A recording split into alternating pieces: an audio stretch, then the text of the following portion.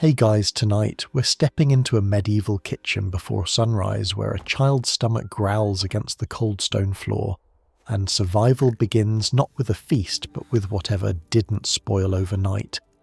Picture this: you're maybe 6 years old, barefoot on packed earth that holds yesterday's chill, and the hearth across the room is nothing but grey ash and a single ember that may or may not catch when your mother blows on it.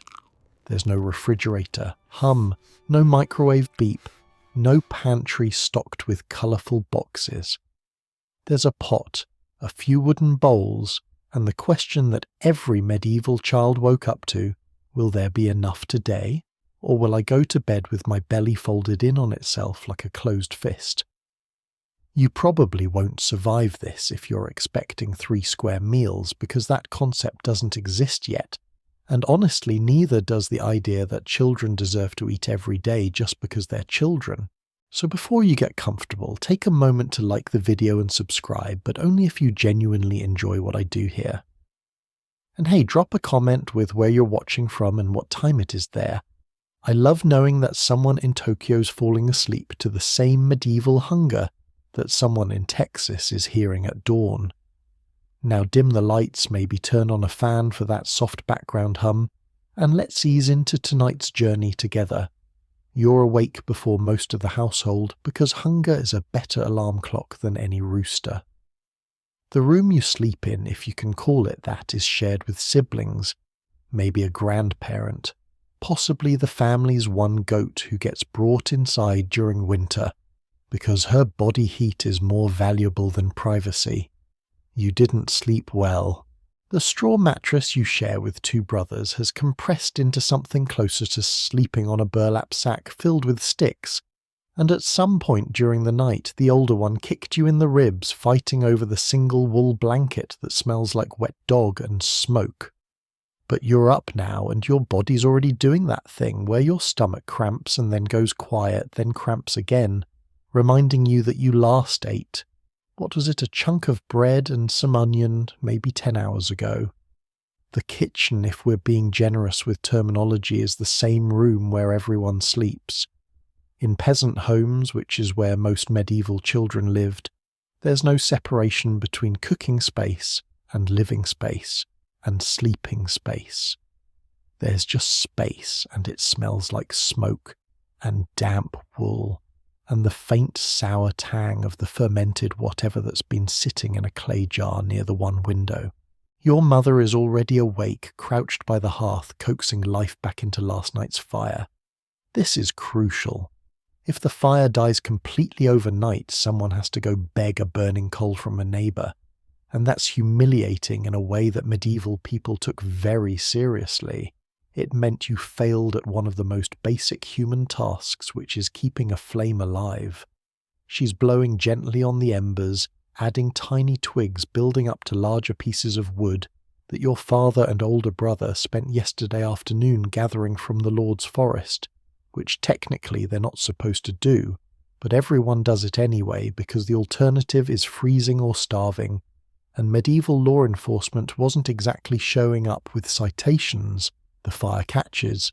Smoke immediately fills the upper half of the room because chimneys are still a luxury that won't become common for another few centuries, and your eyes water, but you don't move away because where the fire is eventually food will be. Here's where it gets interesting. You're not getting breakfast. Not in the way we think of it. The medieval day didn't start with a meal, it started with work, and you ate when there was a break in the labour, which might be mid-morning, might be noon, might be never, if it's a particularly lean day or a fasting day mandated by the church. Historians still argue whether the concept of breakfast even existed for common people during most of the Middle Ages, or if it was considered a weakness, almost sinful, to need food immediately upon waking. The word itself, break fast, implies you've been fasting and you're breaking that fast, which sounds noble and religious, until you realise it's just a fancy way of saying, we don't have enough food to feed you right when you wake up, so we're going to moralise your hunger and call it virtue. But let's say it's a decent day. Let's say there's something in the pot. Your mother has hung the cauldron over the fire. It's always the same cauldron, blackened and dented, hanging from an iron hook that swings when anyone walks too heavily across the floor, and she's adding water from the bucket that your sister hauled from the well before dawn. Into that water goes whatever's available: dried peas from last autumn, an onion that's starting to sprout, maybe a turnip if the root cellar isn't completely empty, yet a handful of barley if your family managed to keep some back from what they owed the Lord. This is pottage in its infancy, and it will simmer for hours, and you will smell it all morning while your stomach auditions for the role of angriest organ in your body. You're not sitting around waiting for it, though. By the time you're 5 or 6, you've got jobs, real ones. You're shooing chickens out of the house, or you're taking the goat to wherever she's allowed to graze today, or you're supposed to be watching your younger sibling who's 2 and keeps trying to grab burning sticks from the hearth because toddlers in 1320 had the same death wish as toddlers now. There's no school. There's no playtime that's separate from work time. Childhood as a protected and special phase of life hasn't been invented yet in any meaningful way for your social class. The pot bubbles and you keep glancing at it, even though you know it'll be hours before anyone's allowed to eat. Pottage, that thick grey-brown, everything we have in one-pot concoction, is the mathematical centre of medieval child survival, and if you grow up in a peasant household, you're eating some version of it almost every single day of your life until you die, which statistically will happen before you're 40.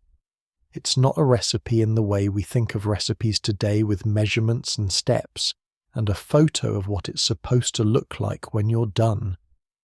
Pottage is a verb disguised as a noun. It's what you do when you have a pot, some water, fire, and desperation. You throw in whatever won't kill you. Boil it until the individual ingredients surrender their identities, and you end up with something that's 1 part soup, 1 part stew, 1 part liquid bread. Here's the thing about pottage that modern people don't quite grasp. It's not just food, it's infrastructure. It's the baseline, the foundation, the constant hum beneath every other eating experience you'll have. Noble children up in their castles are eating it too, though theirs might have actual meat in it, or almonds, or expensive spices that got carried across continents by people who never tasted them. But the principle is the same. You've got a cauldron, you've got fire, and you're making everything wet and hot enough that it won't immediately poison anyone. Historians still argue whether pottage was genuinely nutritious, or if medieval people were just surviving on sheer stubbornness and intestinal fortitude. But the fact remains, this is what kept children alive. You're watching your mother stir the pot with a wooden spoon that's older than she is, carved smooth by decades of use, and she's tasting it periodically, not because she's checking for flavour really, but because she's calculating. Is it thick enough to fill bellies? Is there enough to go around? Should she add more water to stretch it? Even though that means everyone gets a thinner, less satisfying version. These are the kinds of decisions that don't make it into the grand historical narratives about kings and battles, but they're the decisions that determined whether you specifically woke up tomorrow or didn't. The base of most peasant pottage is whatever grain or legume you manage to grow or trade for. Peas, beans, lentils, barley, oats. These are the heavy hitters.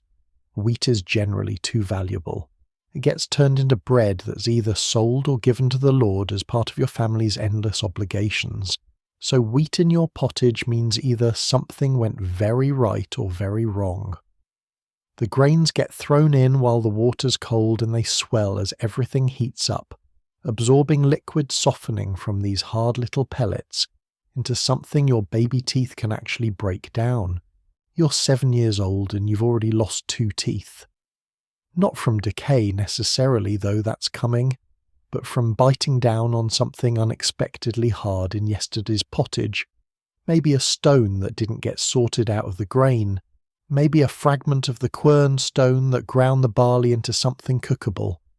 Then come the vegetables, if that's what we're calling them.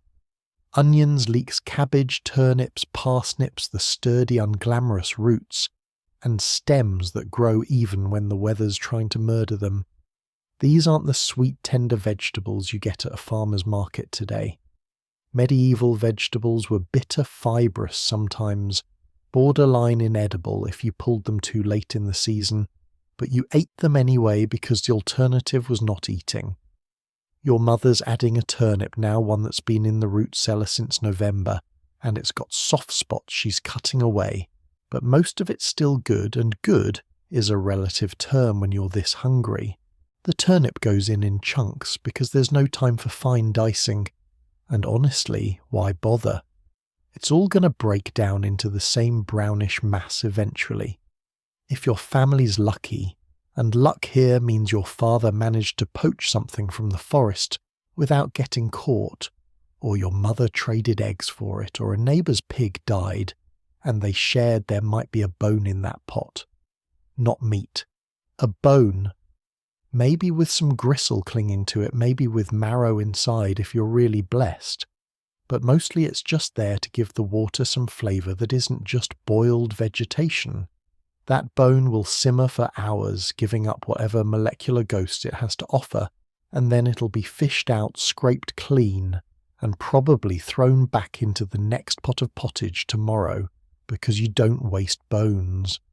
Some families keep the same bone going for weeks, just moving it from pot to pot like a very sad relay baton. Seasoning is where things get interesting, which is a generous way of saying this is where it gets really bleak. Salt, if you have any, is expensive and heavily taxed, so it gets used sparingly, and by sparingly, I mean your mother might sprinkle in a pinch that wouldn't season a modern chicken nugget. Herbs help parsley, thyme, sage if you're near someone's garden who won't notice you picking some. These grow semi-wild, and children are often sent to gather them, which means you've learned from age 4 or 5 which green plants make food taste better, and which green plants make you vomit until you see God. Trial and error was a legitimate educational method, and not everyone graduated. The pot simmers. The smell fills the room, mixing with the smoke, and it's not a good smell by modern standards. It's more like hot vegetation and desperation. But to you right now, it smells like the promise that you won't go to bed tonight with your stomach eating itself. You're too young to articulate this, but you've already internalized the central truth of medieval childhood food is never guaranteed, and the gap between enough and not enough is about as wide as your mother's judgment call when she's stirring that pot. Here's a weird historical detail that doesn't fit neatly anywhere but is too strange not to mention some pottage recipes from monastery kitchens, where monks actually wrote things down called for adding bread crust directly into the pot to thicken it. So you're essentially making bread soup or soup bread, and the line between liquid and solid food is more philosophical than practical. Children didn't care. If it filled the hole, it was food. While the pottage simmers into something approaching edibility, you're already thinking about bread because even though the pot is the centre of survival, bread is the thing that makes you feel like you've actually eaten. Bread in the medieval world isn't fluffy. It isn't soft. It doesn't smell like a bakery in a modern shopping mall where everything's engineered to trigger your salivary glands. Medieval bread, especially the kind that peasant children ate, is dense, dark, and hard enough that you could legitimately use a stale loaf as a weapon, and people did occasionally in moments of desperation or drunken stupidity. The phrase, "the best thing since sliced bread," wouldn't make any sense to you because slicing bread requires bread soft enough to slice, and what you're dealing with is closer to edible construction material. Your family's bread is made from whatever grain didn't go into the pottage, and it's usually barley or rye, sometimes mixed with oats, occasionally with peas ground into flour when things are really dire. Wheat bread is for rich people, and special occasions, maybe Easter, maybe a wedding, maybe never, if your family's luck doesn't turn. The dough gets mixed in a wooden trough kneaded by your mother's arms that are stronger than any modern gym membership could produce, and then it has to rise, which in a cold medieval house is its own little miracle of timing and temperature. Too cold, and the dough just sits there like a lump of resentment. Too warm, as if that's a problem and it might rise too fast and taste sour. But here's the tricky part. Most peasant families don't have their own ovens. Ovens are expensive, complicated, dangerous, and usually owned by the lord who charges you to use them. So your mother shapes the dough into flat, heavy rounds, and on baking day, which isn't every day, more like once or twice a week, she carries them to the communal oven in the village or the lord's oven, and she waits her turn with the other women, and she pays in bread or coin for the privilege of cooking the food. Her own hands made from grain her own family grew. The feudal system was basically a multi-level marketing scheme, but with more starvation. The loaves that come back are dark brown, almost black if there's a lot of rye in them, and they're flat and dense because the yeast situation in medieval baking was inconsistent at best. Sometimes the bread rises, sometimes it doesn't, and either way you're eating it. When it's fresh, and fresh means still warm from the oven, is actually pretty decent. Chewy, substantial, with a crust that requires serious jaw strength, but yields to determined gnawing. You get a piece maybe the size of your fist, and you eat it slowly, because this might be all you get until tonight, and your body needs to believe it's full even when it isn't. But fresh bread doesn't last. Within a day it's hard. Within 2 days it's a geological formation. Within 3 days you need to soak it in something, water or pottage, anything liquid before you can get your teeth through it without risking dental catastrophe. Historians still argue whether medieval people had stronger teeth or just accepted that losing them was part of the deal, but evidence from skeletal remains suggests that, yeah, people's teeth were pretty wrecked, worn down to nubs by age 30, from chewing through bread that fought back. So you learn early the art of making old bread edible. You dunk it in your bowl of pottage, letting it absorb liquid until it softens into something you can actually chew. You scrape at it with your front teeth, working it like a beaver on a log. If there's milk, and there usually isn't, but let's pretend you can soak bread in that, though it feels wasteful because milk itself is valuable. Sometimes your mother takes stale bread, breaks it into chunks and throws it directly into the pottage pot where it disintegrates and thickens everything into something between soup and paste. Waste nothing. That's not a cute kitchen motto. It's the difference between survival and starvation. Here's where it gets socially weird. Bread was also your plate. In wealthier households, thick slices of stale bread, called trenchers, were used as edible dishes. You'd pile your food on top of this bread plate, and by the end of the meal the trencher had absorbed all the juices and flavours, and you'd eat it or give it to servants or throw it to dogs, depending on how rich and wasteful you were feeling. Poor children didn't do this because they couldn't afford to use food as dishware, but the concept shows you how central bread was to medieval eating. It was food plate thickening agent and sometimes emergency rations all at once. The crust was often all you got.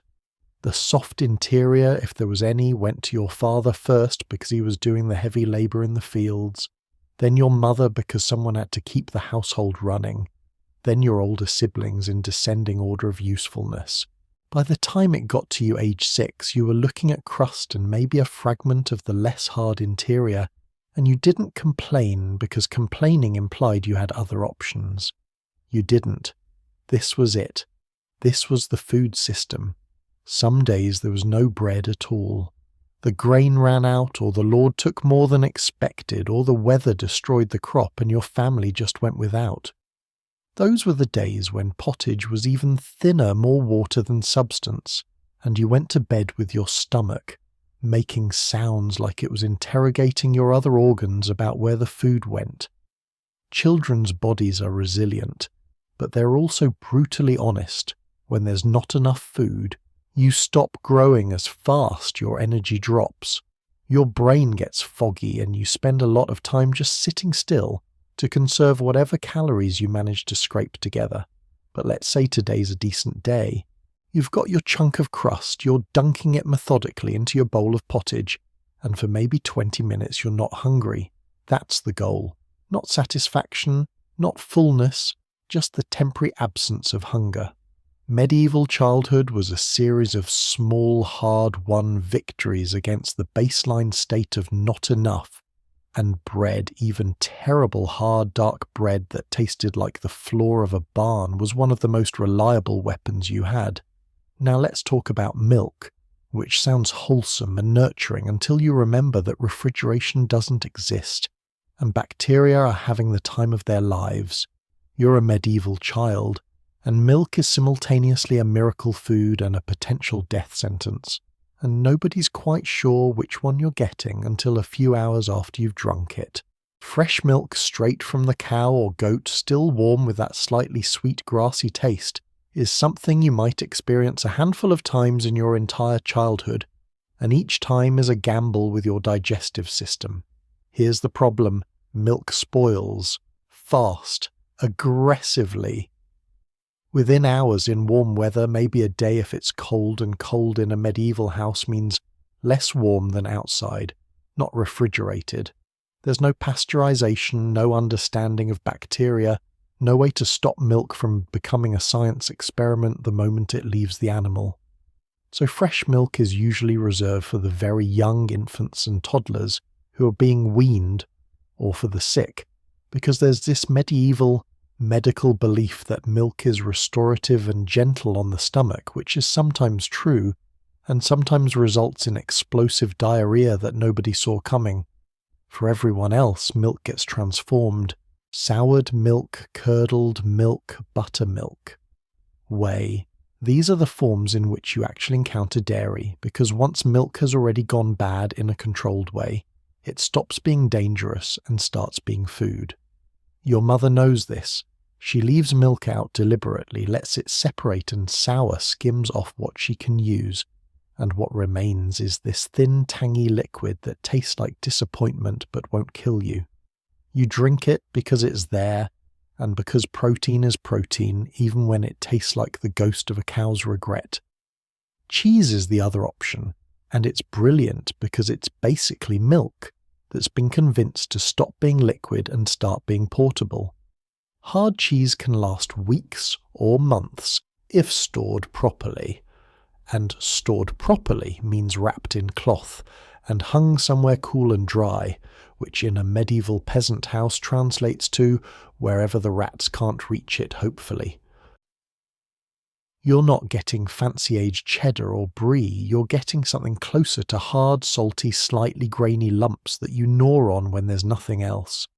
It's food that doesn't care if you're hungry or not. It exists in defiant solidity, and you're grateful for it.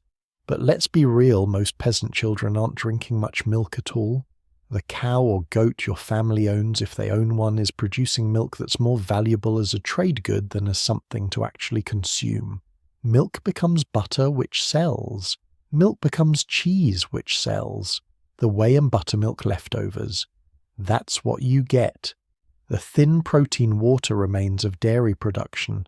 It's not nothing, but it's not what anyone would call nourishing in any satisfying sense. Noble children up in their stone towers have a slightly different relationship with milk. Wet nurses are still feeding aristocratic infants well past the age when peasant babies have been shoved onto solid food, and there's this whole complex social system where wealthy families are essentially renting the breast milk of poorer women, which means those women's own children are getting weaned early, or supplemented with pap bread soaked in water or milk if there's any to spare, or just straight up getting less food, so that some noble infant can have the best possible start. Historians still argue whether this created better health outcomes for noble children, or if it was just performative class distinction, but the wet nurse market was real and brutal. You, a peasant child around age 4, are probably done with milk entirely by this point. You've transitioned to whatever the adults are eating, just smaller portions, and your body has either adapted to digest the available food or you've died, which is genuinely how childhood worked. Natural selection, in real time, no safety net. The children who survive to age 7 or 8 are the ones whose bodies could handle questionable water, irregular meals and nutritional profiles that would horrify a modern pediatrician. Here's a weird detail: sometimes milk was used as medicine. If you had a cough, your mother might warm milk with honey if there's honey, which is rare and expensive, and make you drink it. The warmth soothed your throat. The honey provided some actual medicinal benefit, because honey's antimicrobial and the milk was there, doing its best. Often you'd feel better, not because the milk cured anything, but because something warm and sweet in your belly made you feel cared for. And the placebo effect was genuinely the best medicine medieval parents had for about 70% of childhood ailments. Buttermilk gets its own mention because it's what's left after churning butter, and children were often the ones doing the churning, endless, arm-numbing shaking of a wooden churn, until the fat separated, and you were left with butter and this thin, sour liquid that tasted like effort. You drank the buttermilk because it was there, and because wasting it would result in a slap or worse. It wasn't good. Nobody pretended it was good. But it had some nutritional value, some protein and calcium that your growing bones desperately needed. And so down it went, and you tried not to make a face, because making a face implied you had the luxury of preferences. Some families mixed buttermilk into their pottage, which sounds disgusting and probably was, but it added some richness and protein to the endless vegetable grain slurry. Other families used it in bread making, where its acidity helped the dough rise slightly better. And sometimes on very hot days, when water from the well tasted like minerals and despair, buttermilk was actually the more appealing option, because at least it had flavour, even if that flavour was sour dairy resignation. The darker reality is that many children were mildly lactose intolerant by the time they were weaned, because human bodies weren't necessarily designed to keep digesting milk after infancy, and the genetic mutation that allows adults to process dairy wasn't universal yet. So you might drink milk or eat cheese and then spend the afternoon with stomach cramps and gas, and nobody knew why, and it was just another small misery in a childhood full of them. The orchard at the edge of the village isn't a place of leisure.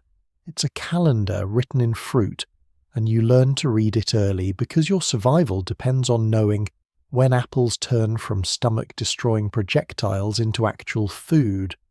You're maybe 5 years old and you already understand that fruits have seasons and seasons have consequences, and eating the wrong thing at the wrong time can turn a hungry afternoon into 3 days of gut-wrenching pain, while your body tries to process something it absolutely was not ready for.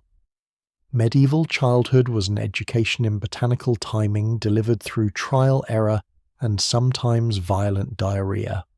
Spring is cruel because everything's flowering but nothing's edible yet. You can see the promise of food on every branch, tiny green nubbins that will eventually become apples or pears or plums, but right now they're basically wooden poison. You've tried eating unripe fruit before, probably last year when you were younger and dumber, and you remember what happened. Your mouth puckered so hard it felt like your face was collapsing inward. Your stomach cramped within an hour, and you spent the evening curled up near the fire, while your mother muttered about foolish children wasting perfectly good suffering on lessons they should have learned by watching others. Unripe fruit is nature's way of saying, not yet, but when you're hungry enough, not yet sounds like, maybe if you're brave. Summer brings berries, and berries are children's work. You're sent into the woods with a basket and instructions to fill it, and you know that whatever you bring back gets divided among the family, so there's this constant mental calculation. Eat berries now while no one's watching, or bring them home and get a smaller share. But avoid punishment. Most children compromise, eat a handful for every handful that goes in the basket. Your fingers are stained purple from blackberries. Your lips look like you've been drinking ink, and you've got scratches up and down your arms from brambles that defend their fruit with genuine malice. But berries are sweet, immediately edible, and they make your stomach feel full in a way that pottage never quite manages. Here's the thing about medieval fruit that modern people don't appreciate. It wasn't bred for sweetness. Wild apples were small, hard, and sour. Pears were grainy and astringent. Plums were better, but still not the domesticated candy fruit we have now. You ate them anyway because calories are calories, and your body needed sugar even when that sugar came packaged in something that made your jaw ache from tartness. Historians still argue whether medieval people actually enjoyed fruit or just tolerated it as a necessary evil between grain-based meals, but children's skeletons from archaeological sites show evidence of pretty good dental wear patterns, in autumn suggesting that, you were eating a lot of apples whether you liked them or not. Autumn is when the orchard becomes critical infrastructure. Apples ripen in waves, and your entire family is mobilized to pick them, sort them, and figure out what to do with them before they rot. Some get eaten immediately. These are the best ones, the sweetest, the ones without wormholes or brown spots. Some get sliced thin and dried near the fire, turning into leathery circles that you'll chew on in February when fresh food is a distant memory. Some get turned into cider, which is essentially apple juice that's been allowed to ferment because keeping juice fresh is impossible. But turning it into weak alcohol means it'll last all winter and won't make you sick. You're working the orchard alongside adults climbing trees because you're small and light enough to reach the high branches without breaking them. Your job is to shake limbs, grab fruit, toss it down to the baskets below and not fall, though falling happens regularly and is considered a learning experience rather than a tragedy, unless you break something important. Medieval childhood had a very different risk tolerance than modern parenting. If you survived the fall, you learned not to stand on weak branches, and if you didn't survive well, there were other children. Pears are trickier than apples because the window between inedibly hard and rotting mush is about 48 hours, and nobody has a reliable way to predict it. You bite into a pear and it's either still basically a wooden cue that bruises your gums, or it's gone mealy and brown inside, or very occasionally you hit that perfect moment when it's soft and sweet and juicy, and those 3 seconds of eating a perfectly ripe pear are probably among the best sensory experiences of your entire medieval childhood. You remember that pear for years. Plums and cherries are luxury items not because they're rare, but because birds want them as much as you do, and birds don't sleep. Your family tries to harvest them early, but early plums are mouth-puckeringly sour, so there's this negotiation with nature: wait long enough for sweetness, but not so long that you're fighting crows and starlings for every fruit. Children are often posted as guards sitting in trees with sticks making noise to scare birds away, which is boring and cold and exactly the kind of task that adults don't want to do. So congratulations, it's yours now. Nuts come later, hazelnuts, walnuts if you're lucky. Chestnuts if you're near the right kind of forest. These are better than fruit in some ways because they keep longer and they're dense with fat and protein, which your body is desperately craving after months of grain and vegetables. But they're also more work-cracking shells with rocks digging out meats dealing with the astringent skin on walnuts that makes your mouth feel furry.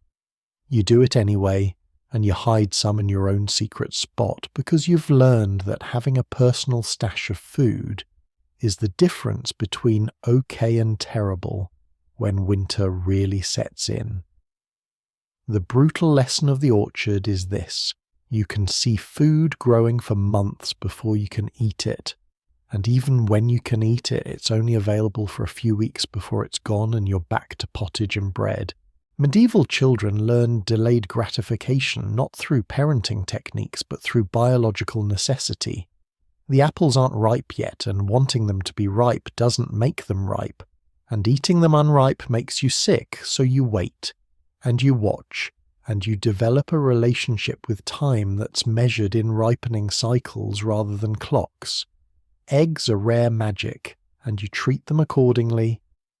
Your family probably has 3 or 4 chickens, scrawny and mean-spirited, living in whatever corner of the house or yard offers the most protection from foxes, weasels, and the countless other creatures that view chicken as menu item rather than livestock. These birds are not the plump, docile egg machines of modern farming. They're half-wild, suspicious, and they hide their eggs in places that require you to crawl under bushes, reach into dark holes, and occasionally get pecked hard enough to draw blood. Finding an egg feels like winning a small lottery, and the question immediately becomes, do we eat this now, or do we trade it, or do we let it hatch into another chicken, or do we save it for someone who's sick? Let's say you find an egg. It's smallish, brownish, still warm from the hen's body, and it fits perfectly in your palm. You're 7 years old, and you understand that this egg represents more food value than almost anything else you'll encounter today. An egg is protein, fat, vitamins all in one neat package that doesn't require hours of cooking. But it's also currency.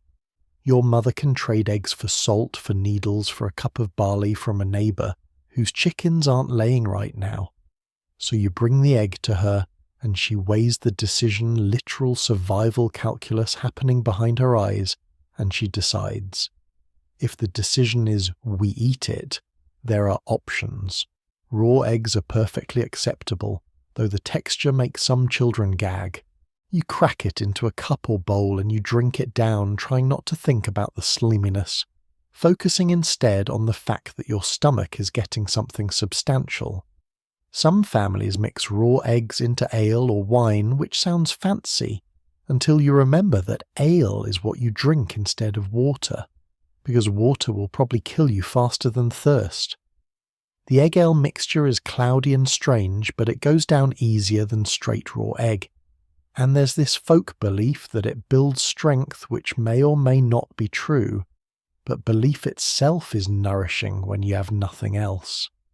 Cooked eggs are better but require fire time, and the judgment call that using fuel for egg cooking is worth it. The most common method is boiling. Drop the egg into the same pot where pottage is cooking. Let it bob around for a while, fish it out with a spoon. You get a hard-boiled egg that's been flavoured by whatever else is in the pot, which is sometimes good and sometimes means your egg tastes like turnips and regret. You peel off the shell carefully because every fragment of egg white sticking to the shell is wasted food, and waste is sin. The yolk is golden, crumbly and rich in a way that nothing else you eat can match. You make it last as long as possible, taking tiny bites, letting each one sit on your tongue. Here's where medieval childhood gets mathematically grim. If your family has 4 chickens and each chicken lays maybe 1 egg every 2 or 3 days when they're laying at all, because chickens are seasonal and moody and stop laying in winter, or when they're stressed, that's maybe 4 to 7 eggs per week total. Your family has, let's say, 6 people. That's less than 1 egg per person per week, and that's only if every egg gets eaten rather than traded or allowed to hatch. So eggs aren't food in the daily sense. They're occasional bonuses, small miracles that show up irregularly and have to be managed like the precious resources they are. Some eggs never make it to your mouth. They're reserved for the sick because medieval medicine believed eggs were restorative, easy to digest, strengthening, appropriate for people whose stomachs can't handle heavy food. If your grandmother is ill, the eggs go to her. If your baby brother is failing to thrive, he gets eggs beaten into milk or broth. You healthy and capable of surviving on bread and pottage don't get eggs during these times, and you don't complain because complaining would be admitting You value your own hunger over someone else's survival, and medieval communities were small enough that this kind of selfishness got remembered.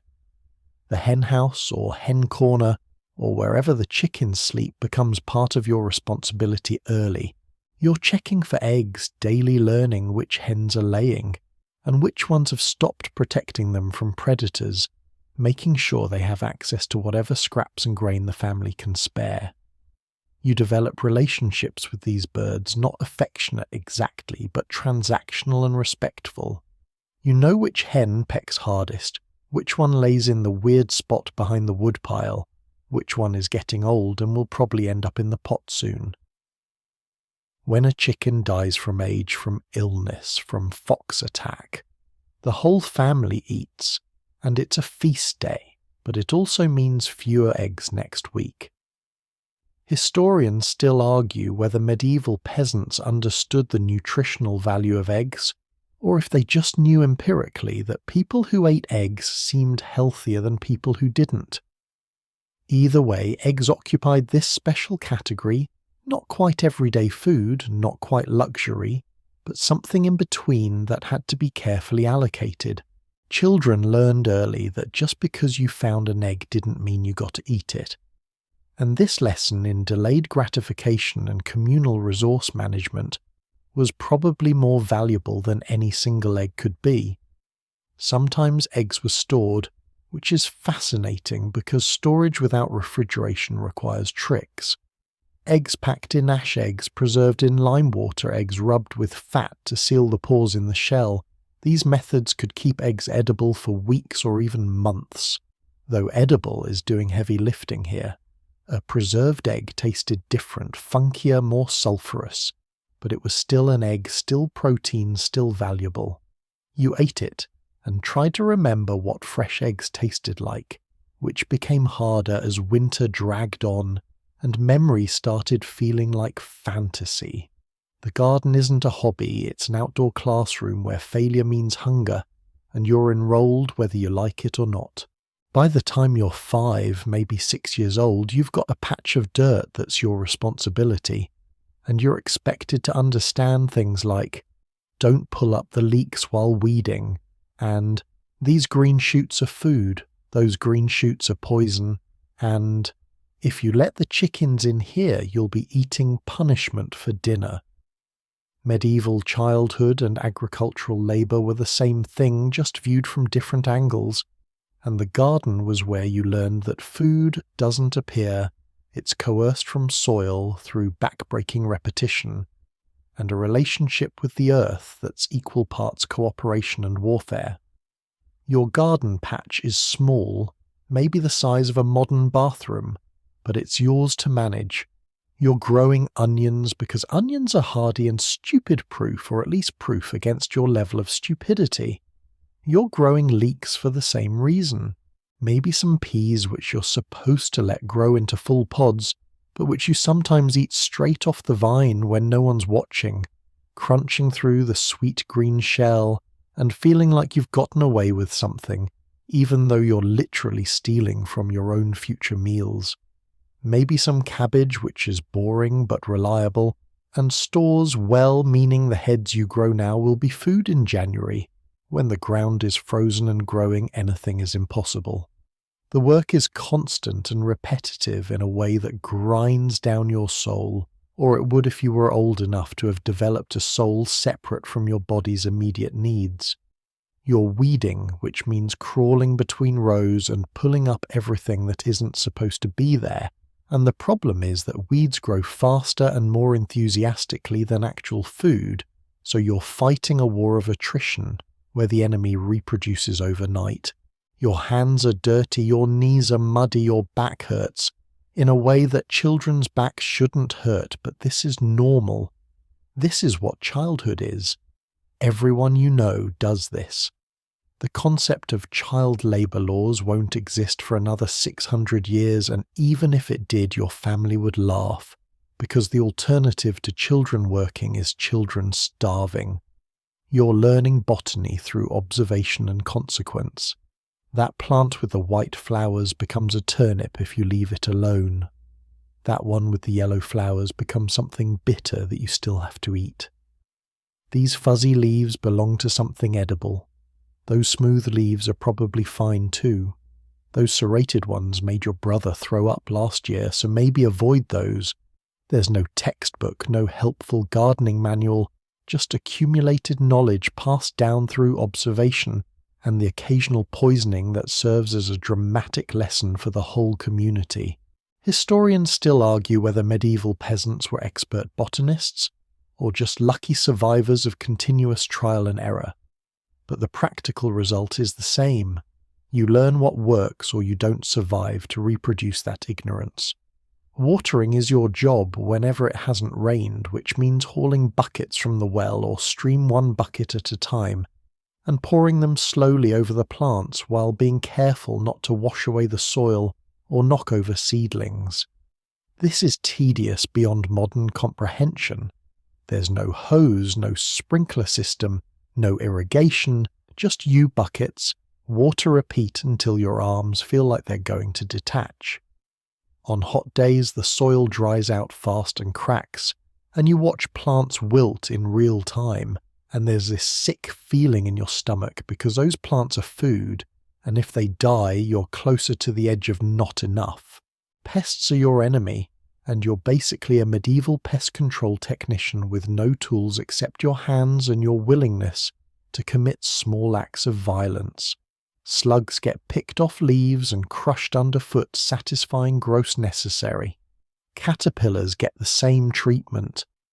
Aphids are harder because they're tiny and numerous, so you just accept some level of infestation and hope the plants survive anyway. Birds are the worst because they're smart and fast, and your job sometimes includes sitting in the garden making noise, waving your arms, being a human scarecrow, which is exactly as boring as it sounds. And you're doing it for hours because birds don't care about your attention span. You're also learning about seasons in a way that modern children don't really grasp. Spring is planting seeds going into cold, wet soil, and the anxious waiting to see if they germinate or if you've just wasted seeds that could have been eaten. Summer is maintenance, endless weeding, watering, pest control, watching things grow and hoping they grow fast enough. Autumn is harvest, pulling up roots, cutting stalks, gathering everything that's ready before the first frost kills it. Winter is planning and hoping you grew enough because there's no grocery store, no backup plan, just whatever's in the root cellar and whatever you manage to preserve. Here's the part that doesn't make it into cheerful historical reenactments. Gardens fail. A lot. Drought kills your crops. Floods drown them. Unexpected frosts nip them. Blight turns them black and slimy overnight. Animals break through your pathetic fencing and eat everything in one enthusiastic night of destruction. And when the garden fails, there's no appealing to customer service or getting a refund. You just have less food and your family adjusts, which usually means you adjust by being hungrier for longer. But let's say your garden succeeds. You've grown a dozen onions, 24 leeks, a few heads of cabbage, and a respectable handful of turnips. This feels like victory until you do the math divided among your family eaten sparingly. This might add up to an extra bite or two per meal for a few weeks.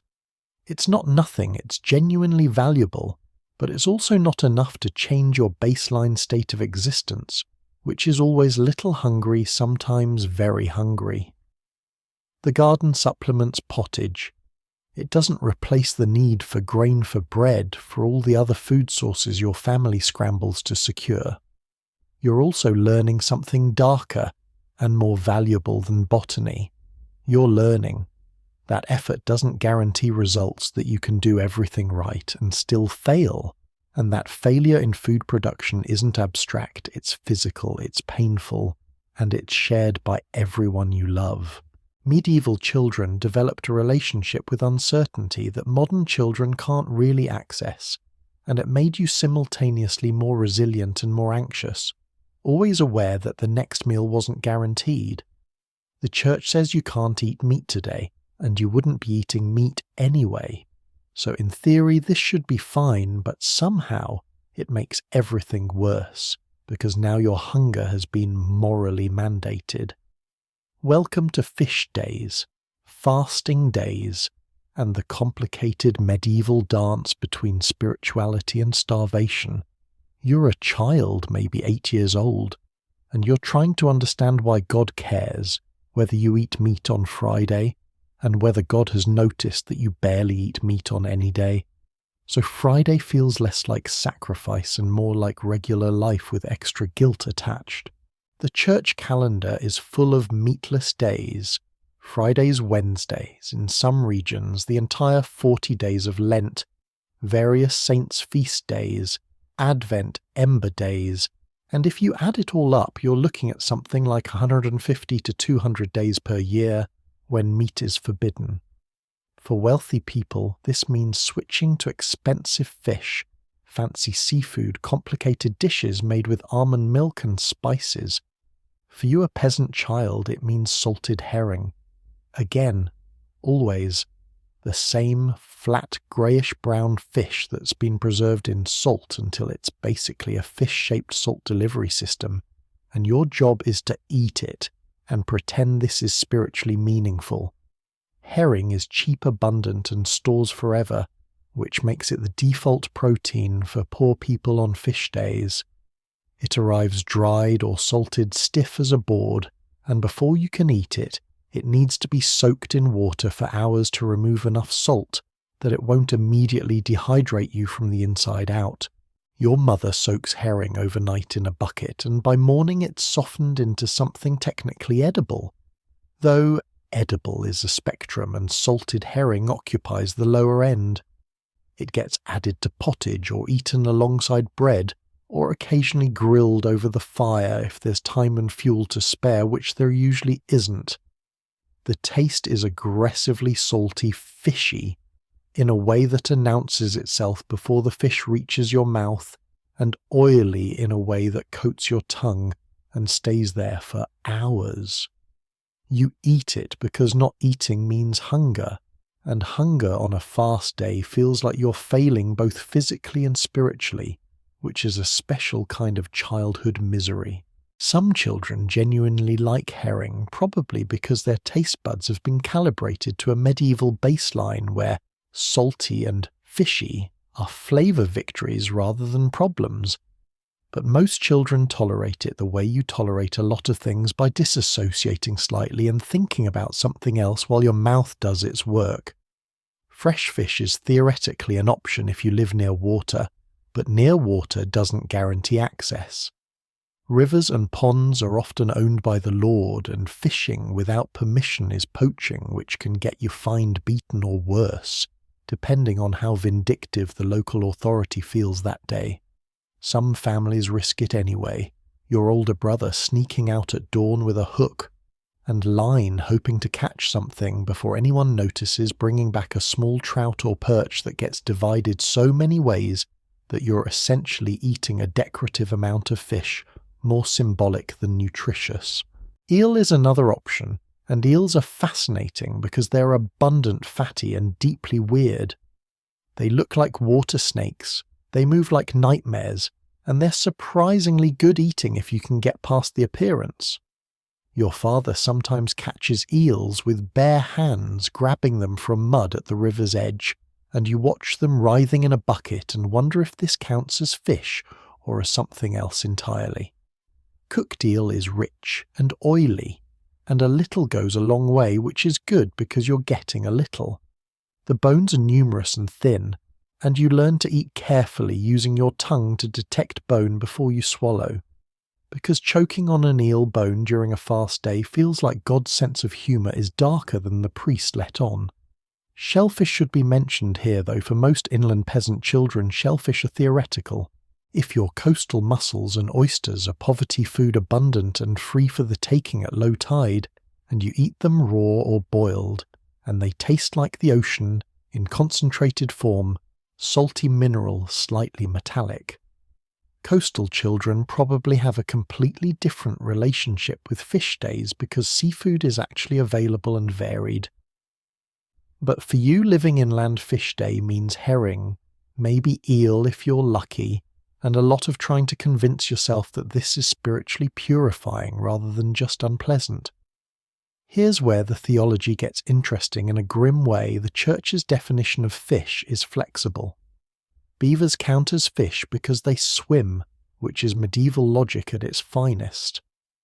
Barnacle geese supposedly count as fish because there's this legend that they grow from barnacles on driftwood, so they're not really birds, they're sea plants. Somehow, historians still argue whether people genuinely believed this, or if it was convenient rationalization, but either way the wealthy found loopholes while the poor ate herring, and didn't complain loudly enough to get recorded. Children's bodies don't care about church law. They just know that fish days mean less satisfying meals, more stomach cramping from salt, and the lingering taste of herring that no amount of bread can erase. You drink more water on fish days trying to dilute the salt, and then you're up multiple times during the night to pee and you're tired the next day.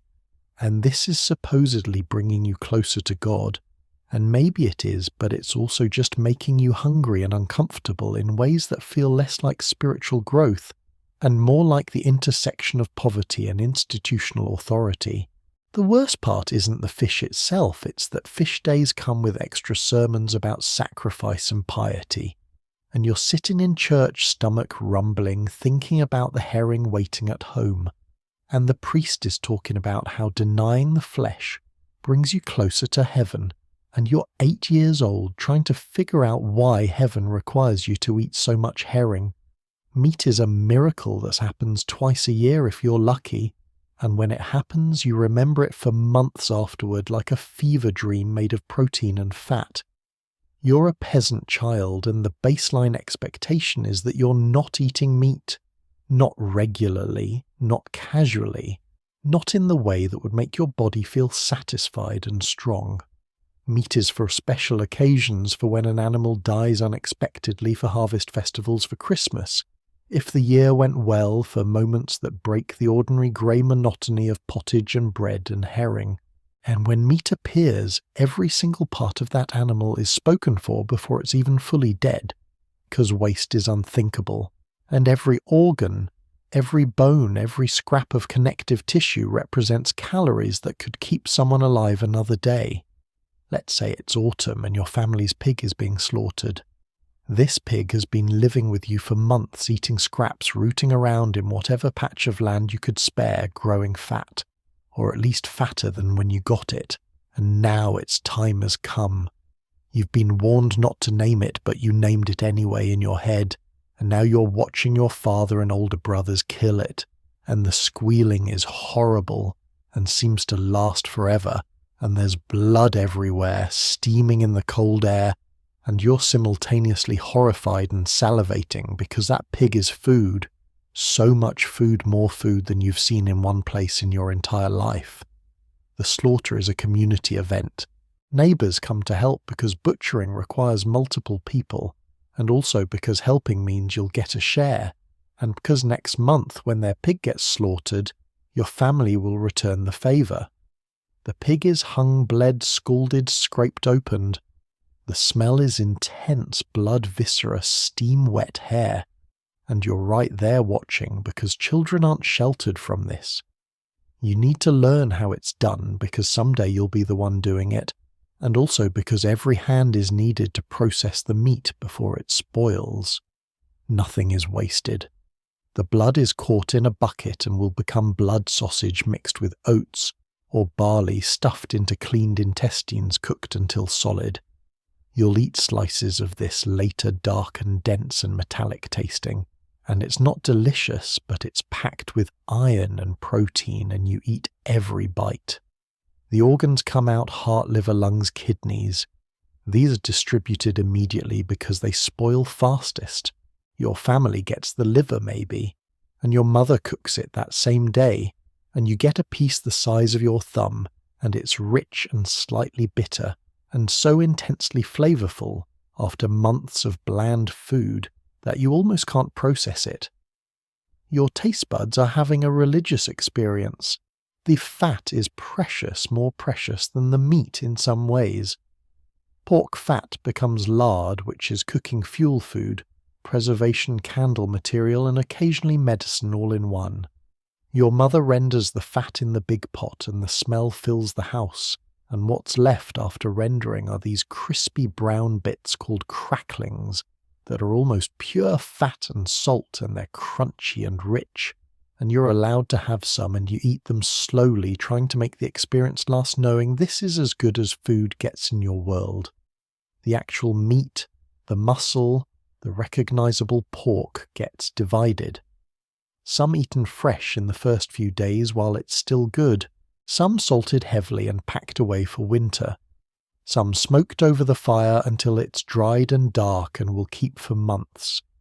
Your father hangs strips of pork in the chimney, where smoke from the cooking fire preserves them slowly, and you watch these strips turn from pink to brown to almost black, and they become hard as wood, and later you'll gnaw on them, softening them in your mouth, and they'll taste like smoke and salt, and the memory of when food was abundant. The bones go into the pottage pot, obviously. For weeks afterward you're eating pork bone pottage, and it's richer than usual with actual fat floating on top, and bits of meat clinging to the bones that your mother scrapes off and distributes according to some complex calculus of who needs it most. The bones get boiled multiple times until they're giving up nothing but the ghost of flavour, and then they get cracked open for marrow, and then probably they get ground up for something. Because medieval peasants had a relationship with resource extraction that would impress modern efficiency experts. Here's the brutal hierarchy: your father eats first and gets the best portions, because he does the hardest physical labour, and the family's survival depends on his strength. Your mother eats next because she's managing everything and probably pregnant or nursing. Your older siblings eat according to usefulness. The ones working in the fields get more than the ones who are still small. You, somewhere in the middle of the age range, get a moderate share. The youngest children get less, and if there's a baby being weaned, they get special treatment, but in tiny amounts because their stomachs can't handle much. Nobody eats until they're full. That's not how it works. You eat until your assigned portion is gone, and then you stop and your stomach is still asking questions, but your mouth has run out of answers. Poultry counts as meat too, though it's more accessible than pork. When a chicken stops laying eggs or gets too old, it becomes dinner. Old chicken is tough, seriously tough, like chewing leather that's been soaked in chicken flavour, and it has to be boiled for hours until the meat loosens enough to be edible.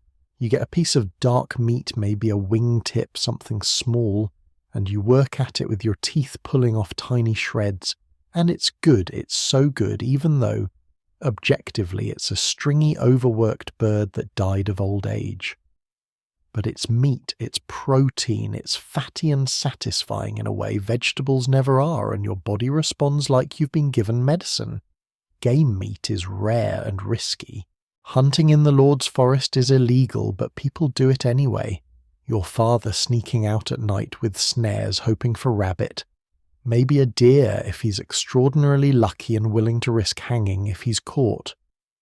Rabbit appears occasionally skinned and gutted, cooked in the pot with whatever vegetables are around, and it's lean and a little gamey but tender, and the whole family hovers around that pot like it's the most important thing in the world, which it is.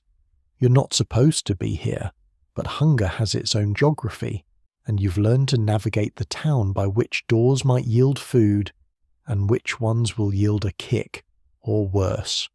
You're a beggar child, maybe orphaned. Maybe your family's so poor that sending you out to scavenge is actually a survival strategy. Maybe you ran away from something worse, and your relationship with food is fundamentally different from children who have homes. You don't have meals. You have opportunities scattered across the day like breadcrumbs, and your job is to find them before someone else does or before they disappear entirely. The bakery is your first stop most mornings, not because the baker is generous, but because the area around the bakehouse accumulates dropped bits, burnt edges, scraps that fell during loading. You're on your hands and knees, sometimes picking up pieces of bread that have been stepped on, brushing off the worst of the dirt, eating them anyway, because dirty bread is still bread. The baker chases you off periodically, not out of cruelty necessarily, but because letting beggar children loiter is bad for business, and also because if he feeds one, 10 more will appear, and his charity only extends so far before it becomes bankruptcy. The tavern's back door is worth checking mid-morning because that's when they're clearing out from the night before, and sometimes, not often, but sometimes someone scrapes a bowl into the alley instead of into the pig bucket, and you're there to intercept it. Stew remnants congealed and cold. Bread soaked in ale until it's mush. Bones that have already been gnawed but might have a little more to give if you're patient. You're competing with dogs for this food, actual dogs who have the same idea you do, and you've learned to grab fast and move because dogs bite and they're not sentimental about children. The monastery is the reliable option, the place where Christian charity is supposed to manifest as actual food, and most monasteries do provide something usually once a day, usually bread and pottage or soup, distributed to whoever shows up at the designated time. You're there early because being early means you might get more or better quality, or at least you won't be at the back of the line where the pot runs out. The monks serve you with varying degrees of warmth, some genuinely kind, some clearly resentful that they have to feed you, some so detached that you might as well be livestock being fed for obscure theological reasons. The soup they give you is thin, mostly broth, with some vegetables floating in it, maybe a bit of bread if you're lucky. It's not enough to feel full, but it's enough to quiet your stomach for a few hours, and that's valuable. You eat it standing up or crouched in a corner, and you eat fast because other children might try to take it, and because eating slowly gives you too much time to taste it, and tasting it reminds you of how not good it is, and you'd rather just get it inside you where it can do its work. Some monasteries also give out broken meats on feast days, leftover food from the monks' own meals distributed to the poor, and those days are marked in your mental calendar like holy days, because they are holy days just in a more literal and stomach-focused way. Market days are chaotic opportunity. Vendors are selling, displaying food, and in the chaos things get dropped, spilled, left unattended for crucial seconds. You're watching a woman selling apples, and one rolls off her cart and you're on it before it stops rolling, and you're gone before she even processes what happened. This is theft technically, but the line between theft and scavenging is philosophical. When you're hungry enough, and medieval law enforcement wasn't exactly chasing down children for single apples, still you're cautious because getting caught means punishment, a beating time in the stocks, if the town's feeling official, or just being banned from the market, which would be worse than the beating because the market is where the food is. You know which vendors are sympathetic. The old woman selling eggs sometimes gives you one if you help her carry baskets. The fishmonger occasionally hands you a fish head not valuable to him but to you. It's something to boil something with bits of flesh, clinging to bone and cheeks and eyes that are surprisingly fatty and nutritious if you can get past the psychological barrier. The pie seller never gives you anything, but she's careless with her scraps, and you've learned that if you stay near her stall around closing time, there will be burnt crust edges she throws away and you're ready to catch them. Other children are both competition and community. You're not friends exactly, but you share information which monastery is serving today, which tavern owner is in a generous mood, which streets to avoid because the beadle's been cracking down on vagrancy.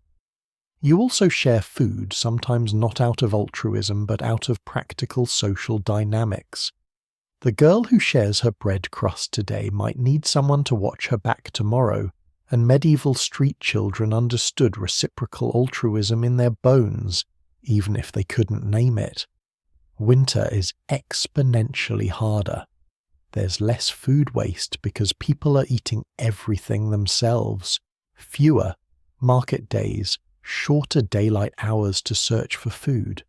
You're cold and hungry, which is worse than just hungry, because being cold burns calories you don't have, and your body starts eating itself for fuel. Some beggar children don't make it through winter. They disappear dead in an alley, dead in a doorway, dead somewhere that's not visible enough for anyone to care. This is just reality. Historians still argue about mortality rates for medieval street children, but the archaeological evidence suggests it was catastrophically high, and you know this without needing historians because you've watched children you knew simply stop appearing. Churches sometimes distribute alms, especially on holy days. You line up with the other poor people, adults, elderly, other children, you wait, and maybe you get a coin, maybe bread, maybe nothing, because they ran out before reaching you. The humiliation is part of the price standing there with your hand out being looked at by people who are deciding whether you deserve their charity, and you've learned to make your face look appropriately pitiful without overdoing it into obvious manipulation. Now let's climb the social ladder and see if it's any better at the top. Spoiler, it's different bad rather than not bad. You're a noble child living in a castle or manor house, and theoretically you should be eating well.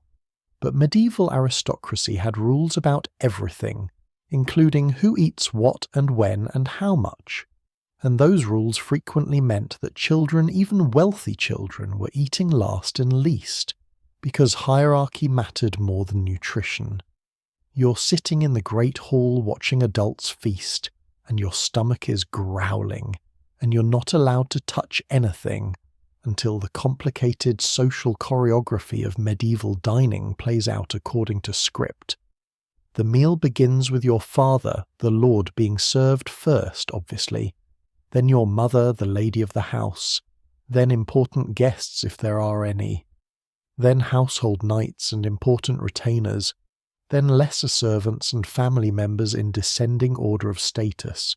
You age 9 are somewhere in this hierarchy, but you're definitely not near the top because being young means being unimportant, and being unimportant means waiting. By the time food reaches your position at the table, the best portions are gone. The roasted meats have been carved up, the finest cuts claimed. You'll get in the pieces no one else wanted, the parts closer to bone, the smaller portions, the bits that are more gristle than meat. Here's the paradox: there's more food in a noble household than in a peasant cottage, obviously, but you're not necessarily eating more of it. Aristocratic children were subject to strict etiquette training that included eating moderately, not appearing greedy, not reaching for food aggressively, and certainly not complaining about portions.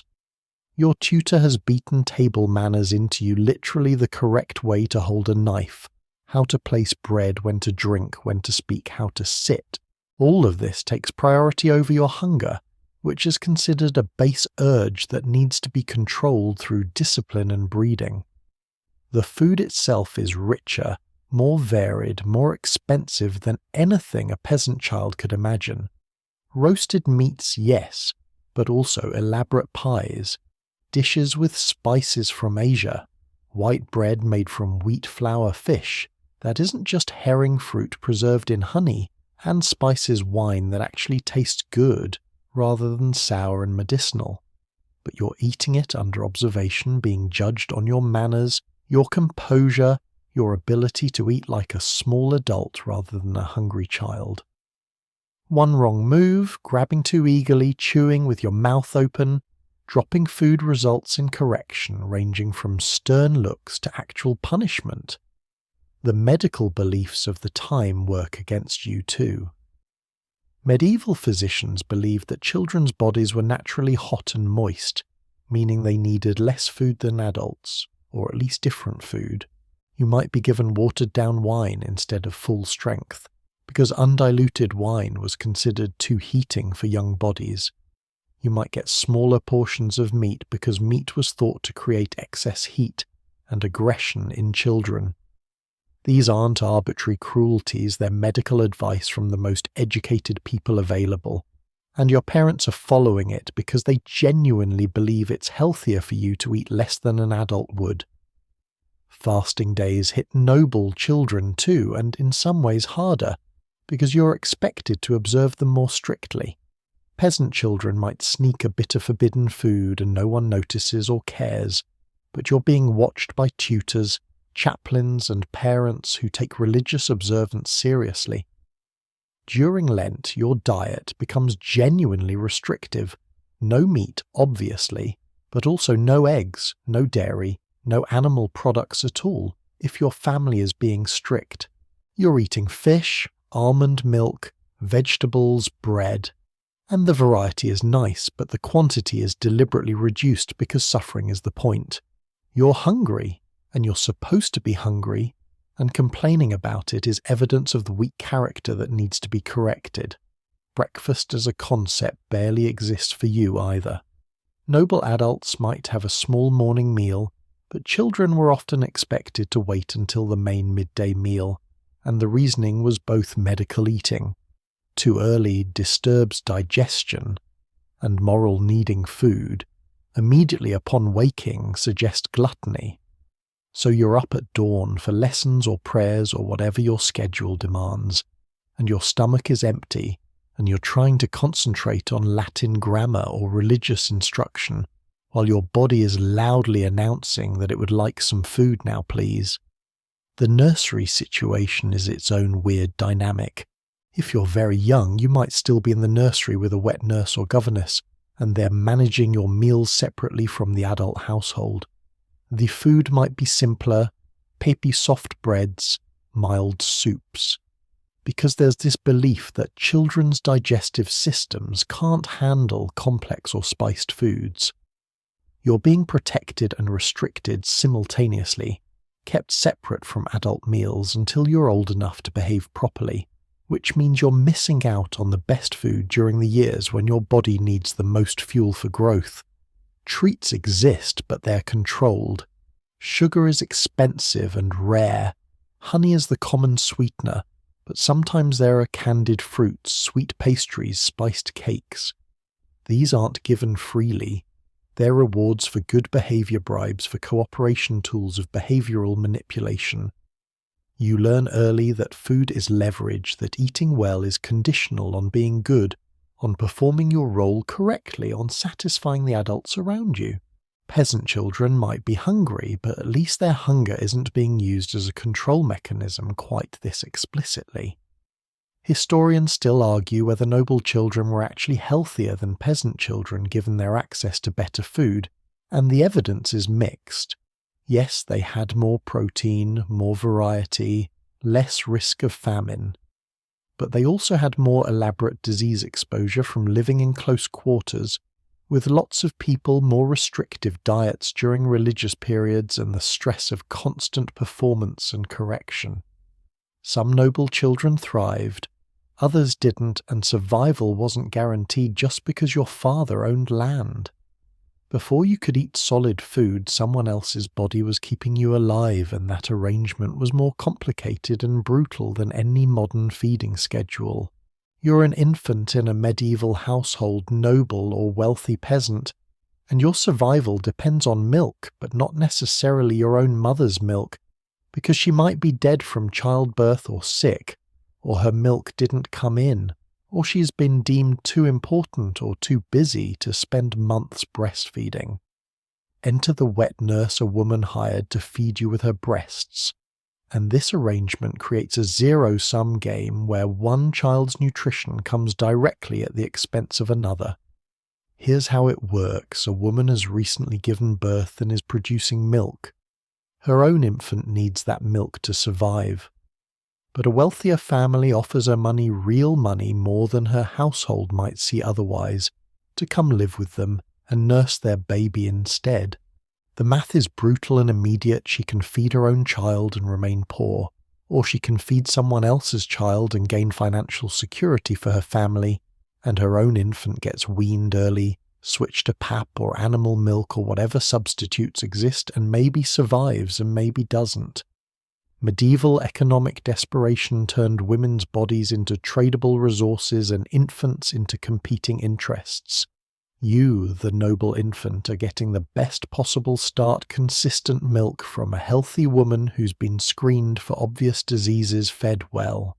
So her milk is rich monitored to ensure she's not drinking too much ale or eating foods thought to corrupt milk. Your wet nurse lives in your household, sleeps near you, responds to your cries, and functionally becomes your primary caregiver for months or years. The bond between wet nurse and nursling was often stronger than the bond between mother and child, which created its own social tensions that medieval people acknowledged, but couldn't really resolve because the system was too embedded in how wealthy families functioned. Meanwhile, her own child, let's call him Thomas, aged 3 months when his mother left to nurse you, is back in their village being fed by his grandmother or aunt or whoever can manage it. He's getting cow's milk if the family has a cow, or goat's milk, both of which are nutritionally inferior to human milk and also frequently contaminated because medieval people didn't understand bacteria. Or he's getting pap bread soaked in water, or milk or ale, until it's soft enough for a baby to gum, which barely has enough nutrition to sustain an infant.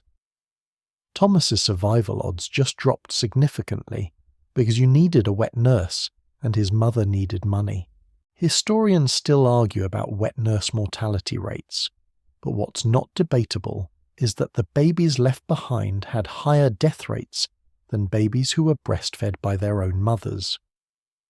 This wasn't hidden knowledge. Medieval people knew this was happening, but the economic and social pressures were strong enough that the system continued anyway.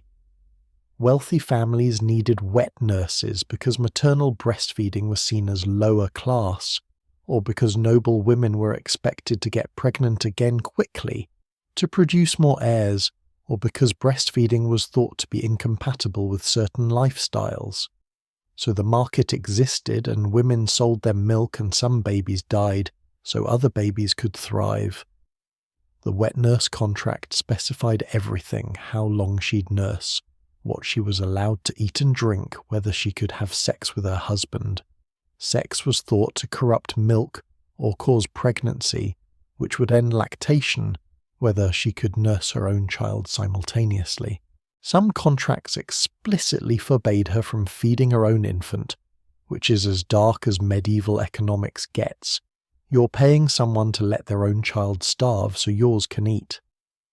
Other contracts were more lenient, allowing her to nurse both babies, though this usually meant neither got quite enough and both were somewhat malnourished. Your relationship with your wet nurse is intimate and strange. She's not your mother, but she's doing the most maternal thing possible. You smell like her milk. You've spent hours pressed against her chest. You recognize her heartbeat, her voice, her hands. When you're eventually weaned, usually between 1 and 3 years old, much later than modern weaning, it's traumatic in ways no one talks about, because discussing infant emotional experience wasn't really a medieval concern.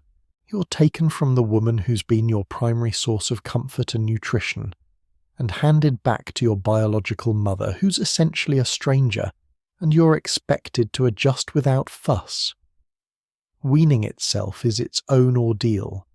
The transition from breast milk to solid food isn't gradual and gentle, it's abrupt, and based more on availability than readiness. Your wet nurse's contract ends, or she gets pregnant again, or your family decides you're old enough and suddenly there's no more breast. You're given pap instead, bread soaked in wine or ale or milk, and you're supposed to accept this substitution. Some babies adjusted fine, others didn't eat well, lost weight, got sick from the change in diet or from contaminated food, and died during the weaning period.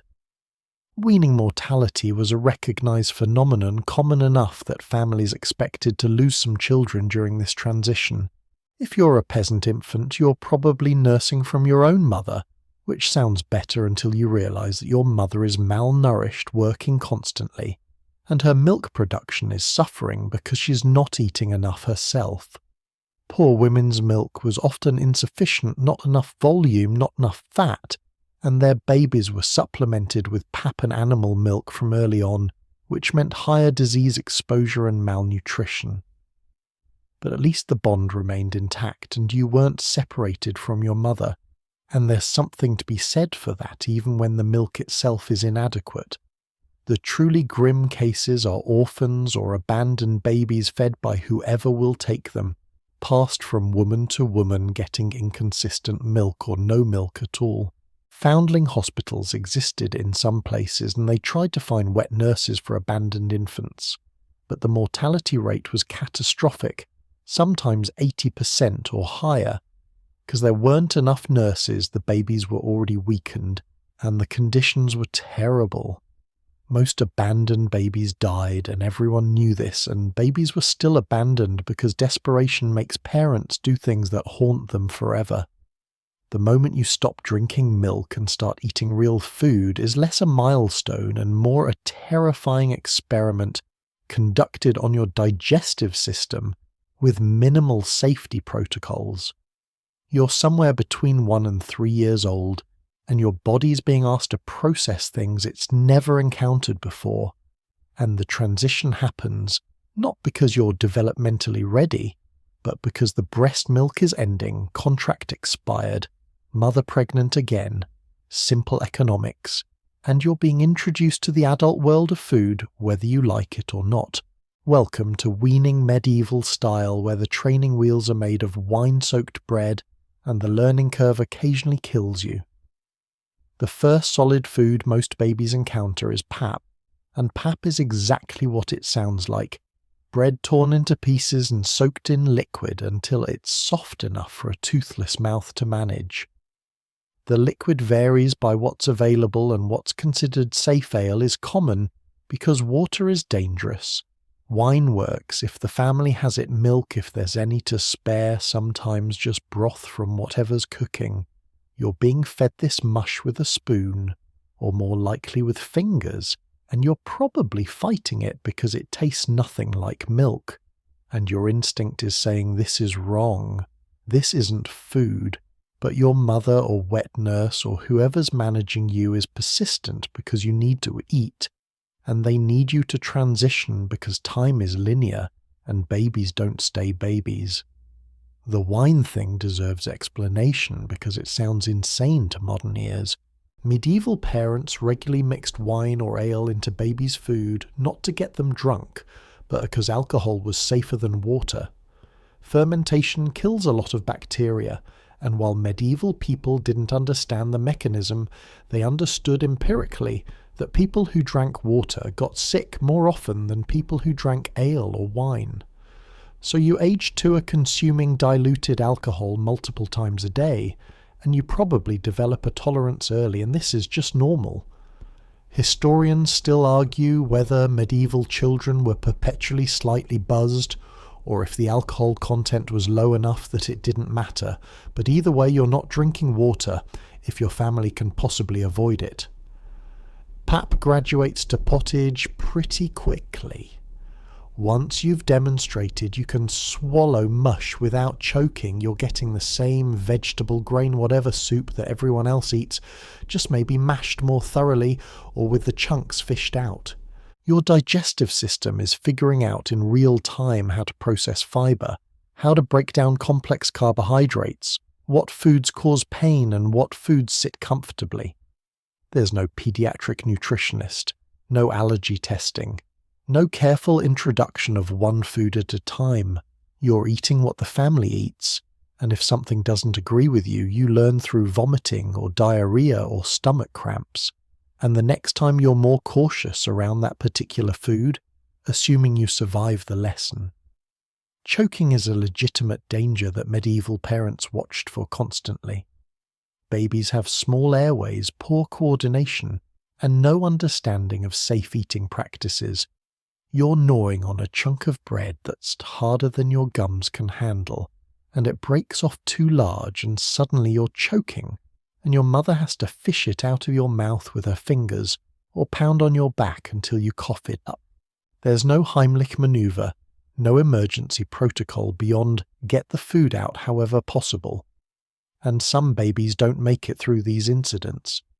Choking deaths in children were common enough that they show up in historical records and saints' lives where miraculous interventions supposedly saved dying babies.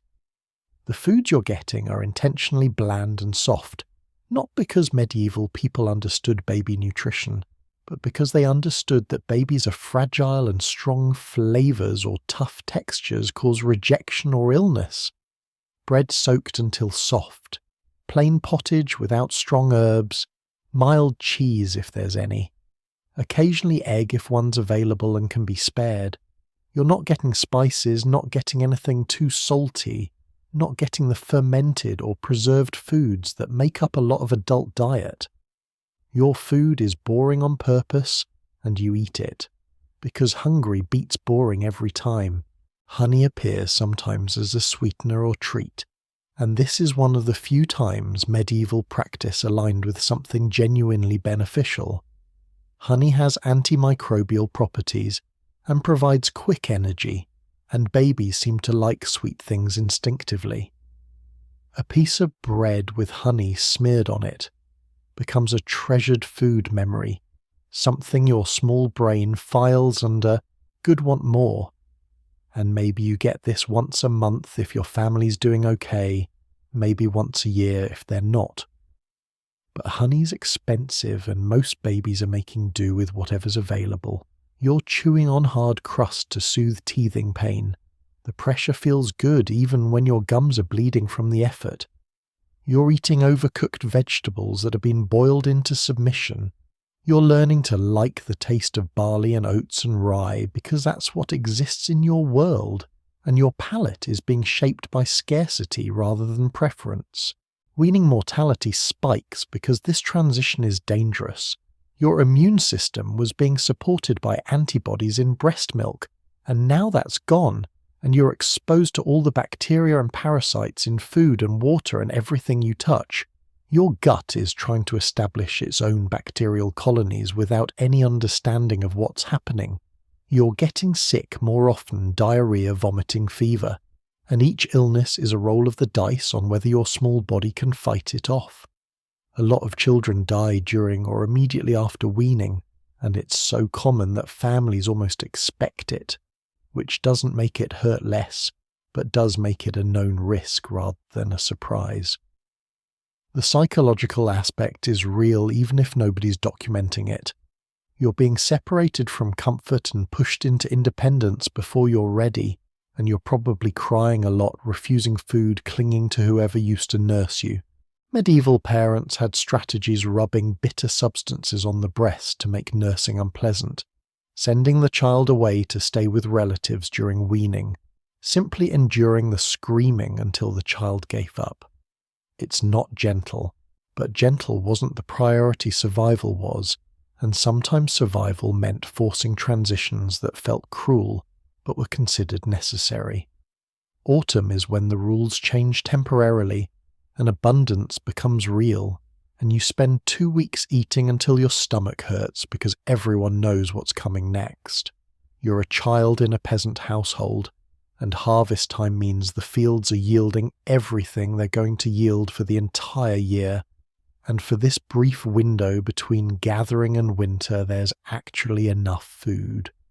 Not just enough to survive, enough to feel full enough to eat past hunger into satisfaction, enough that you go to bed with your belly tight and round instead of that familiar hollow ache.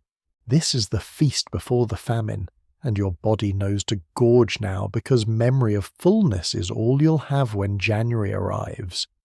The harvest itself is work, brutal, all-consuming. Everyone in the family work, and children are part of the labour force without question. You're in the fields from dawn until you literally can't see anymore, gathering grain, bundling sheaves, gleaning the dropped stalks that represent the difference between okay and desperate in a few months. Your hands are cut from the sharp stalks, your back hurts from bending, your legs ache from walking the rows, but the deal is implicit: work, now eat soon. The harvest has to come in fast before weather ruins it, before birds get too much, before any of the 1,000 things that can go wrong actually go wrong. But when the work is done, when the grain is stored, when the threshing is complete, when everyone can finally exhale, there's a feast, a real one. Your village throws a harvest celebration, and the food that appears is shocking in its abundance compared to the rest of the year. There's bread, actual wheat bread. If the harvest was good, white and soft and still warm. There's meat, maybe a sheep slaughtered for the occasion, maybe pork, definitely more than you've seen in months. There's ale flowing freely, and you're allowed some, even though you're young, because festival rules are different from regular rules. There's pottage, but it's thick and rich with actual ingredients instead of water pretending to be food. You eat. You eat until your stomach protests, and then you keep eating because this food exists now and won't exist tomorrow in the same abundance, and your body is screaming at you to consume store prepare. Medieval children didn't have the modern luxury of knowing that food would reliably appear in 3 to 5 hours. You knew that food was seasonal, irregular, and completely dependent on factors beyond anyone's control. So when food was abundant, you ate abundantly, and nobody criticized you for it because everyone was doing the same thing. Gluttony was a sin except when it was survival strategy, and autumn was when survival strategy overrode theology. There are sweets maybe, cakes made with honey if the bees did well and your village has access, fruit pies if the orchards produced and someone had time to bake, pastries with meat or cheese inside rich and flaky and so far from daily food that they seem like a different category of object entirely. You've never tasted anything this good. Or rather, you tasted it last autumn and then spent 12 months forgetting the exact flavour. And now it's back and it's overwhelming, and you want to cry from how good it feels to have this in your mouth. The celebration isn't just about food, it's about survival being confirmed. The harvest came in, which means the village will probably make it through winter, which means you personally have a decent chance of seeing spring. Medieval life was uncertain enough that making it to the next harvest was an achievement worth celebrating, and children absorbed this existential relief without fully understanding it. You just knew that the adults seemed happier, less tense, more willing to laugh and sing, and let you stay up late near the bonfire. But here's the dark side: you're eating so much, partly because you know what happens next. In a few weeks, the abundance ends and rationing begins. The food that seemed unlimited during harvest gets parcelled out carefully calculated to last until spring, and your portions shrink back to subsistence levels. You're eating into fat reserves you're building right now, and your body knows this on some metabolic level, even if your conscious mind doesn't articulate it. You're storing energy for winter the way bears do, except you're doing it with bread and pork instead of salmon. Some children get sick during harvest feasts from eating too much too fast after months of scarcity. Your stomach, accustomed to small amounts of bland food, suddenly gets hit with large amounts of rich food, and it rebels. You're vomiting or dealing with diarrhea, or just lying in pain while your digestive system figures out what to do with this sudden influx. Parents know this happens, it happens every year, and they're sympathetic but not overly concerned because it passes, and the alternative is wasting the food by not eating it. The days following the feast are interesting because there are leftovers, at least briefly. Cold meat in the morning, which is luxurious beyond measure. Extra bread that hasn't gone completely hard yet. Bones to gnaw on that still have shreds of meat. You're eating better than usual for maybe a week after the main celebration, and then gradually the food situation returns to normal, except now normal feels worse, because you remember what abundance tasted like, and your body is already mourning its loss. Historians still argue whether this feast-famine cycle was nutritionally beneficial or harmful, whether the autumn gorging actually helped children survive winter, or if it just created digestive stress, but the psychological impact is undeniable. You learned that food was temporary, that abundance couldn't be trusted to last, and that eating when food was available was the only rational strategy. This shaped medieval people's relationship with food in ways that persisted across generations, creating cultural behaviours around eating that made sense in scarcity, even when they seemed excessive in abundance. Winter arrives, and the arithmetic becomes unavoidable. There are 6 mouths to feed, and food calculated for maybe 5.5, and someone has to eat less, and that someone is usually determined by a brutal hierarchy of usefulness that you understand without it ever being spoken aloud. You're a child in a peasant household, and winter means the family is doing math on survival, and you're part of the equation whether you want to be or not.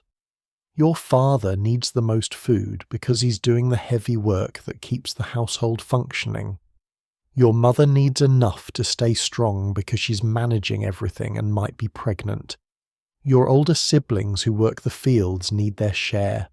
And you younger and smaller become the variable that gets adjusted when the calculation doesn't balance. The portions shrink, but they don't shrink equally. You notice that your father's bowl is still relatively full, while yours has become noticeably less. You notice that when there's only one piece of dried meat, it goes to your brother who's 12 and working not to you at 7, and still just learning. Nobody announces this. Nobody sits you down and explains that you're eating less, because you're worthless in the survival economy.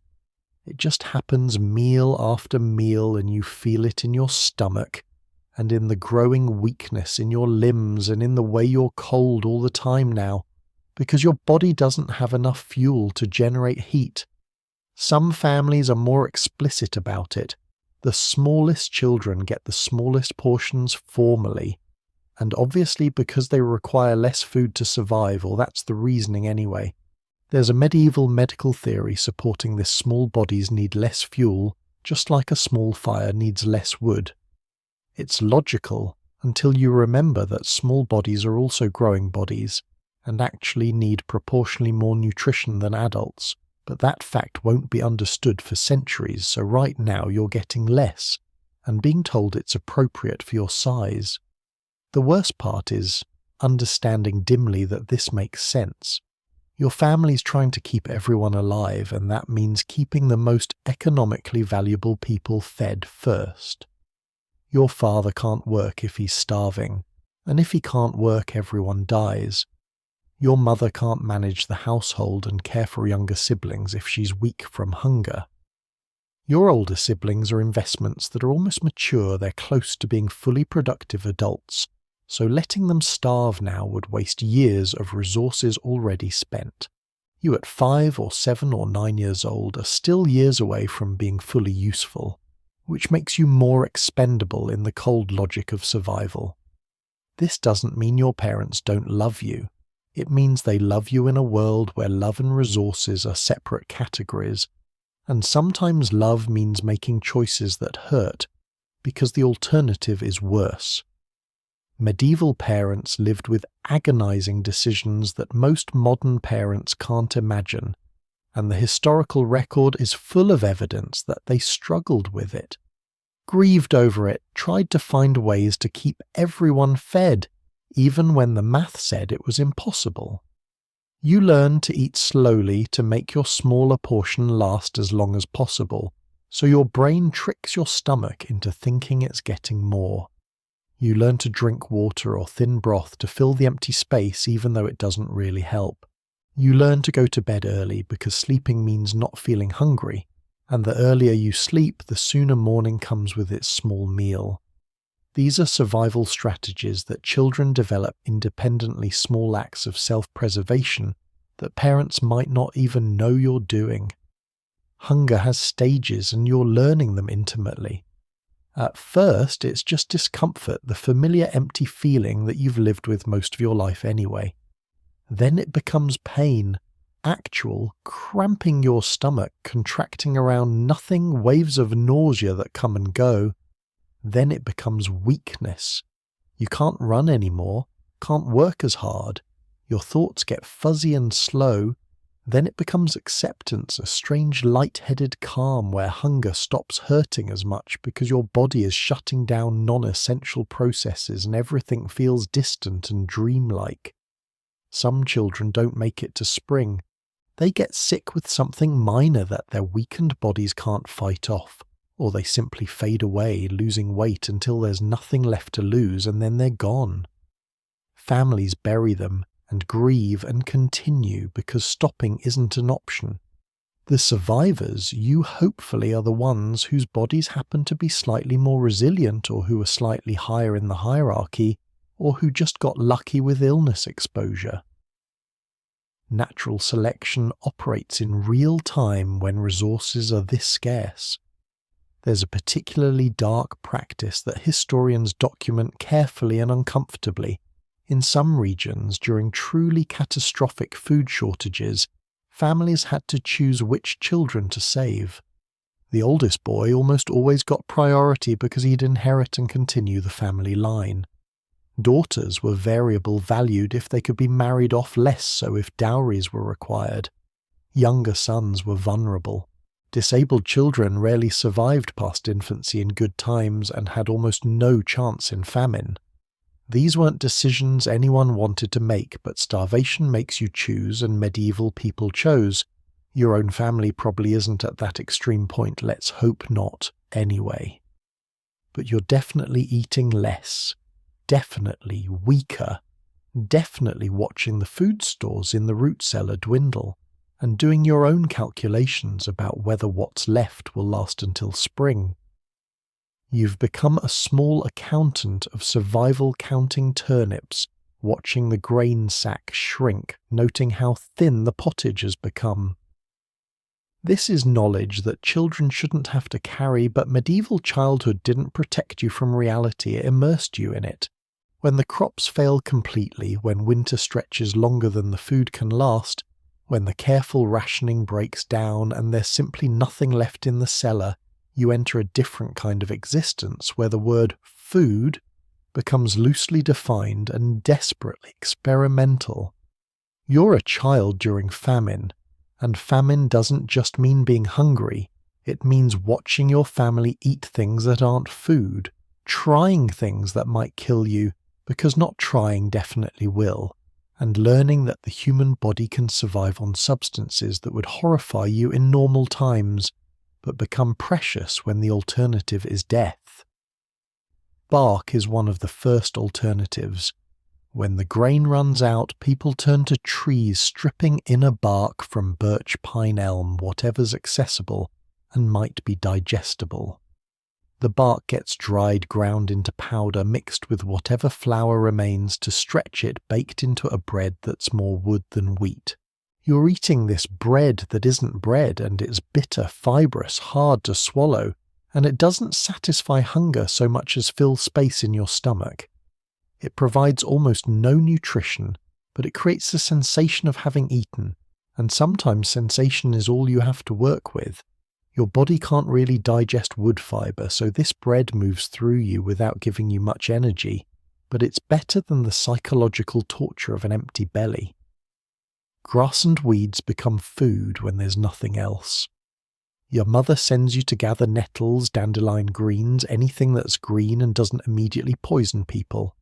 Nettles sting your hands as you pull them, leaving welts and burning pain, but boiled nettles lose their sting and provide some actual vitamins and minerals. They're bitter, unpleasant, but genuinely helpful in preventing scurvy and other deficiency diseases. Dandelions taste terrible, but they're edible. Clover can be eaten. Even grass gets boiled into a green mush that your family chokes down, though grass is mostly indigestible for humans, and passes through providing almost nothing except the psychological comfort of having something in your stomach. Clay eating happens, and it's documented across multiple famines. Desperate people, including children, eat dirt, specifically certain types of clay, that are smooth and don't taste as awful as you'd expect. The clay fills your stomach, stops the cramping temporarily, maybe provides trace minerals, but it also binds up your digestive system, and can cause blockages that kill you. You're eating it anyway because hunger is immediate and death from intestinal blockage is theoretical and possibly weeks away, and human psychology doesn't handle delayed consequences well when present suffering is overwhelming. Leather becomes nutrition when it's boiled long enough. Old shoes belts, anything made from animal hide gets thrown into pots with water and cooked until it softens into something approaching edible.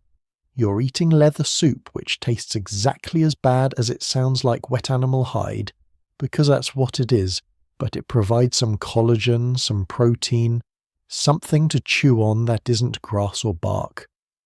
Your jaws hurt from trying to break down leather that's been boiled, but still retains its fundamental leatherness. You swallow it in small pieces and hope your stomach can extract something useful from it. Animals that normally wouldn't be eaten become fair game. Rats, mice, dogs, cats, anything with meat on it is potential food. You're helping trap rats in the barn, and instead of disposing of them, they're going into the pot. Rat meat is stringy and tastes wild and gamey, but it's actual protein, actual fat, and after weeks of bark and grass, it's a feast. Dogs are harder emotionally because dogs are companions, but a starving family can't afford sentimentality, and the dog that was your friend becomes your meal. You cry while eating it, or you don't cry because you've moved beyond tears into survival mode, where emotions are luxuries you can't afford. Historians document cases of people eating seed grain during famines, the grain that's supposed to be saved for next year's planting, and this is where desperation becomes self-destruction. Eating the seed grain means surviving today, but guaranteeing starvation next year because there will be no crop. Families resist this as long as possible, but when children are dying in front of you, next year becomes abstract and unimportant compared to right now.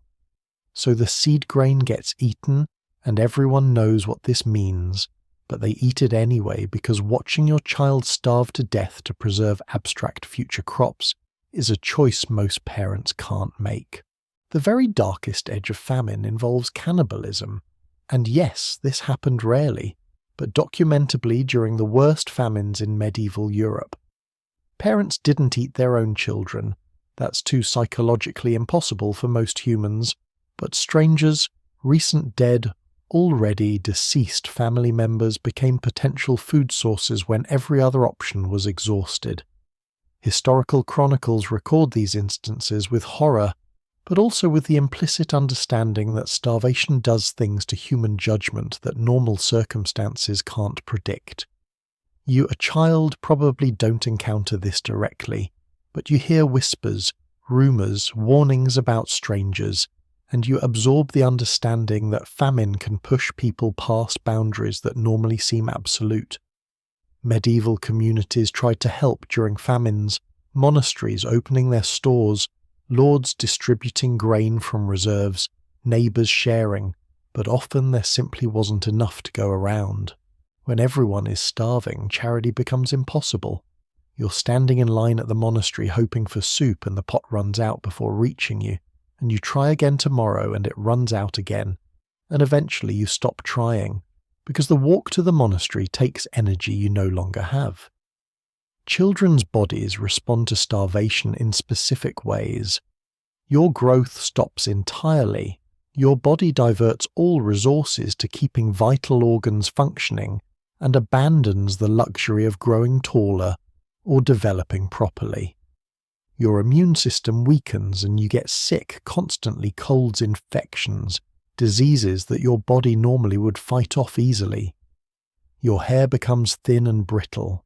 Your skin develops sores that don't heal. Your belly swells with fluid retention, even while the rest of you wastes away, creating that distinctive famine appearance where children look simultaneously bloated and skeletal. The psychological damage is harder to document but no less real. You develop a relationship with food that will last your entire life if you survive. You'll hoard food when it's available. You'll feel anxious when stores run low, even if objectively there's enough. You'll never fully trust that food will be there tomorrow, and this wariness will shape your behavior forever. Medieval survivors of childhood famine carried those experiences like scars, and the scars influenced how they raised their own children, creating cycles of food anxiety that persisted across generations. Food isn't just nutrition in the medieval mind, it's medicine, weapon, spiritual tool, and sometimes poison depending on how your body receives it. And children are subjected to a whole framework of beliefs about what foods cure, which ailments and which combinations will kill you or make you holy. You're sick with something, fever, cough, stomach pain, the usual childhood afflictions that modern medicine treats with antibiotics, but medieval medicine treats with garlic prayer and increasingly desperate dietary adjustments based on theories about bodily humours that are completely wrong but occasionally accidentally effective. Here's the medical theory your parents are working with. Your body contains 4 humours: blood phlegm, yellow bile, black bile, and illness happens when these get out of balance. Foods have properties: hot, cold, wet, dry. And the goal is to counteract whatever imbalance is making you sick. You have a fever, which is obviously too much heat, so you need cooling foods: fish, certain vegetables, watered wine. You have a cold with lots of mucus, which is too much phlegm, cold and wet, so you need hot dry foods, roasted meat if there's any bread, warm spiced wine. None of this actually works the way they think it works, but the attention and care that comes with it probably helps, and some of the foods genuinely do have beneficial properties, even if the reasoning is backwards. Garlic is considered a cure-all, and you're eating it constantly when you're sick. Raw garlic, crushed into paste. Garlic, boiled in broth. Garlic mixed with honey, garlic rubbed on your chest or your feet, because medieval medicine believed in absorption through skin. Garlic actually is antimicrobial and can help with some infections, but the doses you're getting are intense enough that your breath could strip paint, and everyone avoids you, which might help you recover simply by reducing disease exposure from other people. You hate the taste, the burn, the way it makes your eyes water, but your mother is insistent because she knows empirically that children who eat garlic seem to get better, more often than children who don't. Honey shows up as medicine constantly: honey for coughs, honey for wounds, honey mixed with herbs for stomach issues. This actually works because honey has legitimate antimicrobial properties, though medieval people don't know why, they just know it works.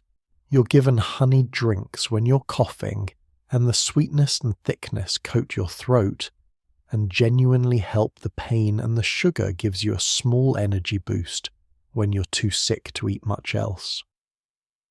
Honey is expensive enough that using it medicinally is a sacrifice proof that your parents are taking your illness seriously. Bread mold gets applied to infected wounds, and this is fascinating because it's accidentally correct.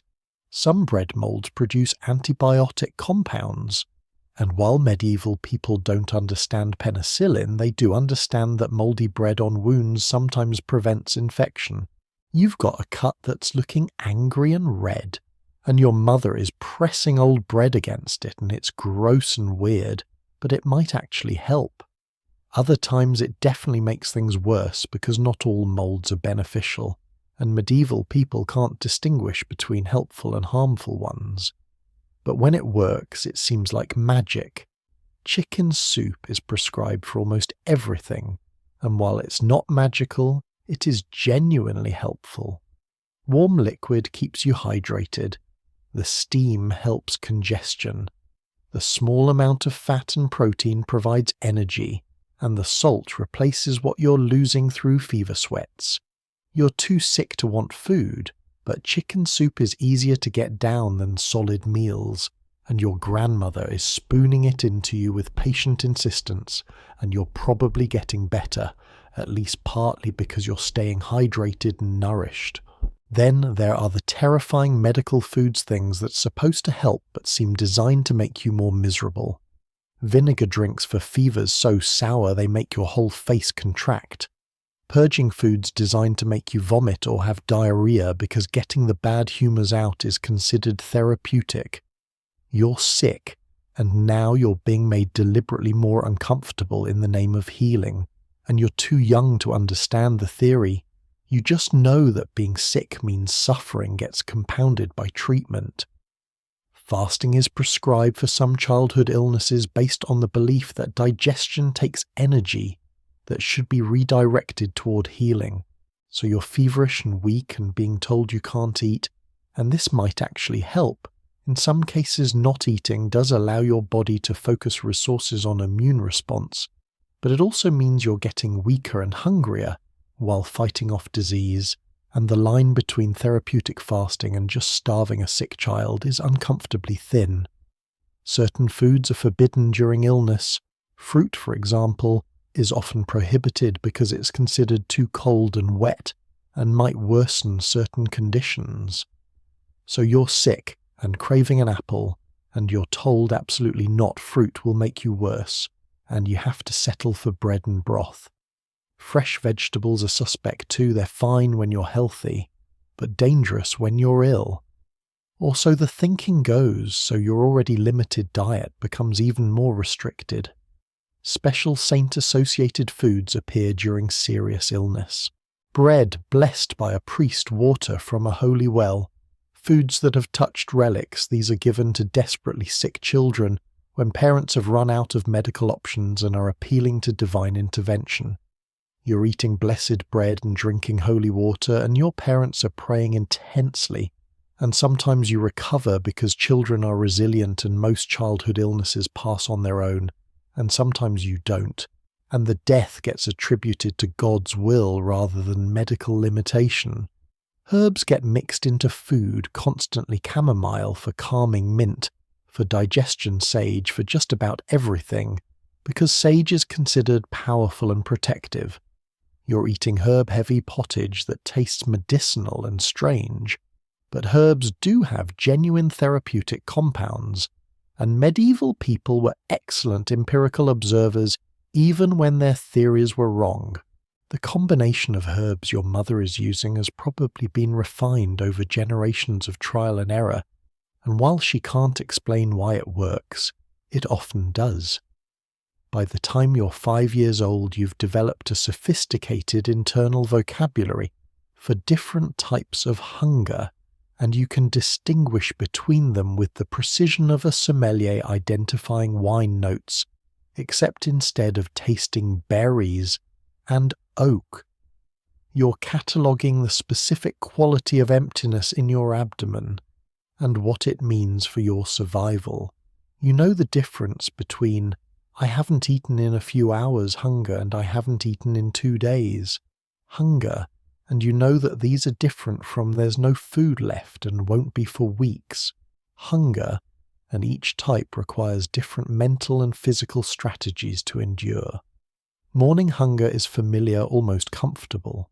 You wake up, your stomach is empty because it's been 8 or 10 hours since the last meal, and there's a gentle hollow feeling that's more anticipation than pain. This is normal hunger, the kind that gets resolved within a few hours when the household starts moving and food appears. Your body isn't alarmed, yet it's just noting that fuel would be nice when available.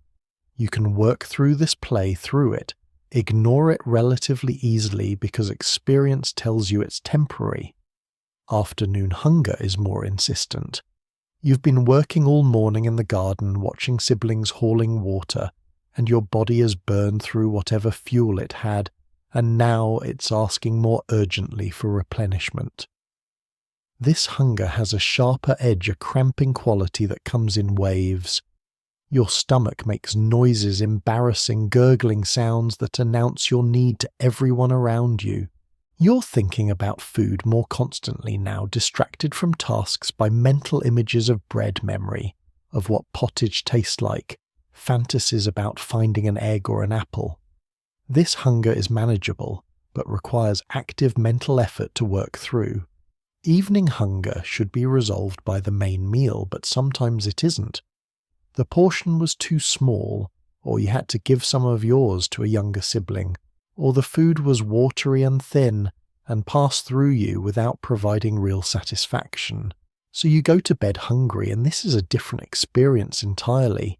You're lying on your straw mattress and your stomach is cramping hard now, actual pain rather than just discomfort. The cramps come in waves that make you curl up instinctively, trying to compress the empty space, trying to convince your body that there's nothing to digest, so it should stop asking. Sleep becomes difficult because the pain keeps waking you, or because your mind fixates on food and won't let you rest. Multi-day hunger is when things get psychologically strange. After about 2 days without adequate food, your body starts shifting into a different mode. The acute pain often decreases, your stomach stops cramping as hard, like it's given up asking. But new symptoms appear: weakness in your limbs, difficulty concentrating, a floating sensation, like you're slightly disconnected from your body. Your thoughts get slow and muddy. Tasks that were easy become exhausting. You sit down more conserving energy instinctively, and when you do move, everything feels heavy and distant. There's a specific type of hunger that comes with eating inadequate food, when you're eating something just not enough of it. This is almost worse than not eating at all, because your digestive system starts producing acid and enzymes expecting a real meal, and then gets disappointed when only a small amount arrives. Your stomach hurts more after eating a crust of bread than it did before, and you learn that sometimes it's better to distract yourself and not eat the tiny amount available, because eating it just makes the hunger more acute. Thirst hunger is its own category when you're both hungry and don't have enough liquid. Your mouth is dry, your tongue feels thick, and the hunger combines with dehydration to create this desperate, all-consuming need that's hard to think past.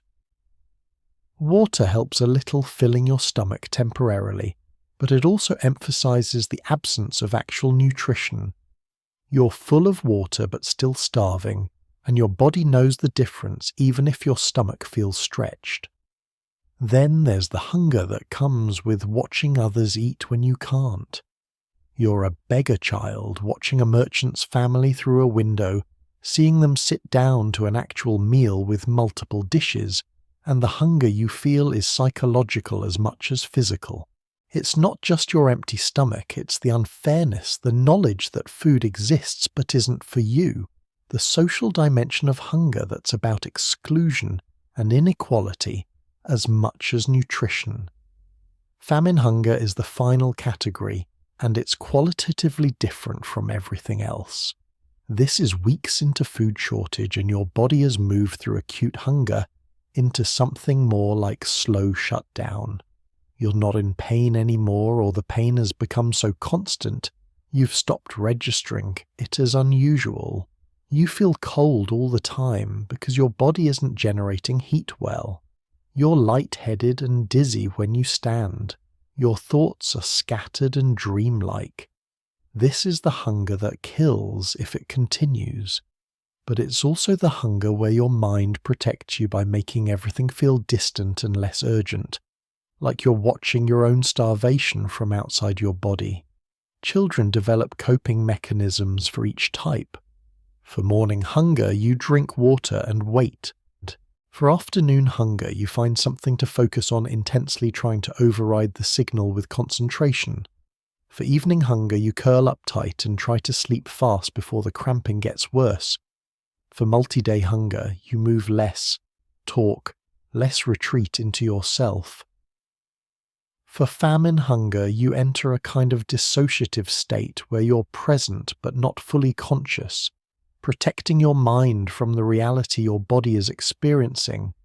You also learn the signs in other children, who's at what stage of hunger, who's approaching dangerous territory, who might not make it if food doesn't appear soon. You recognize the facial hollowness, the listless movements, the way someone's eyes go distant and unfocused.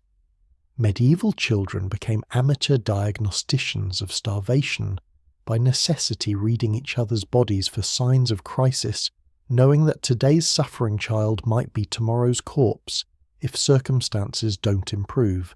The hearth isn't just where food gets cooked, it's where life happens, where warmth concentrates, where the family gathers, because every other part of the house is too cold and dark to be bearable. You're a child spending your evening hours within arm's reach of the fire and the cook.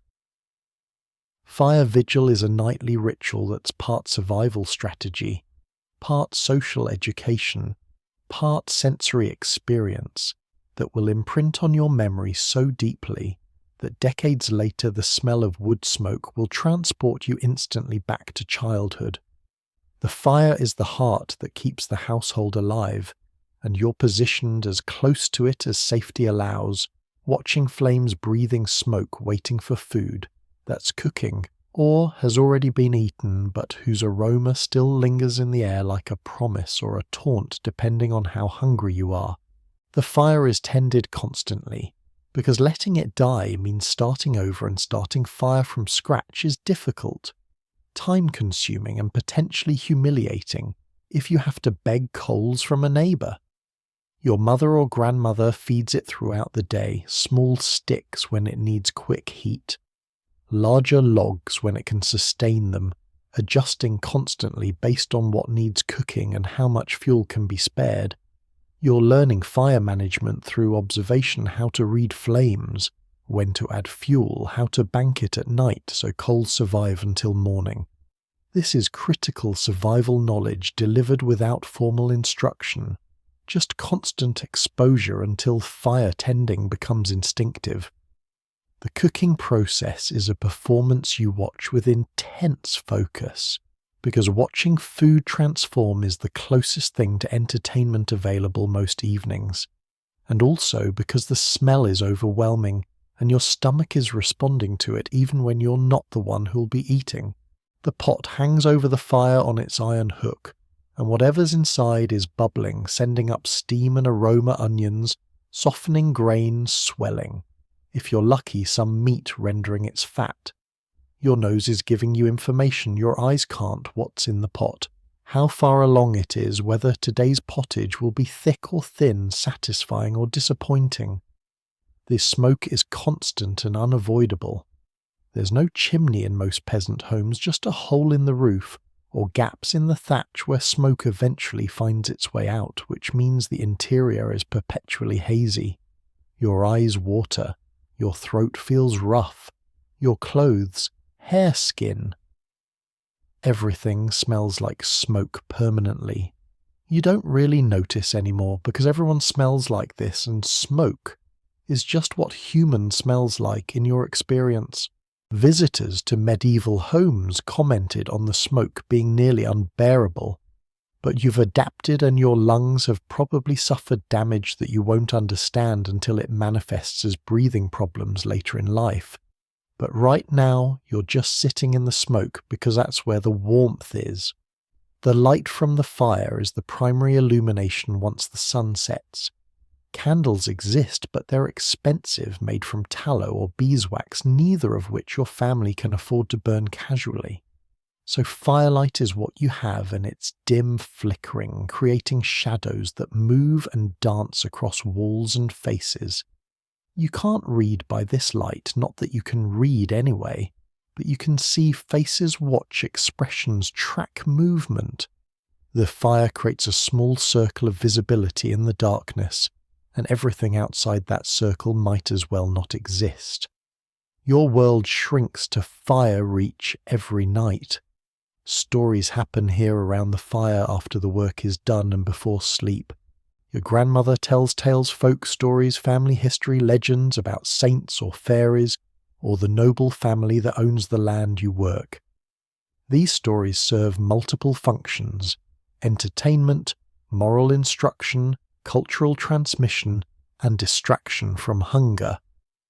You're listening to a story about a magical fish or a clever peasant who outwitted a devil, and your stomach isn't cramping as much because your mind is occupied, and this is intentional. Medieval parents understood that distraction was medicine when physical comfort wasn't available.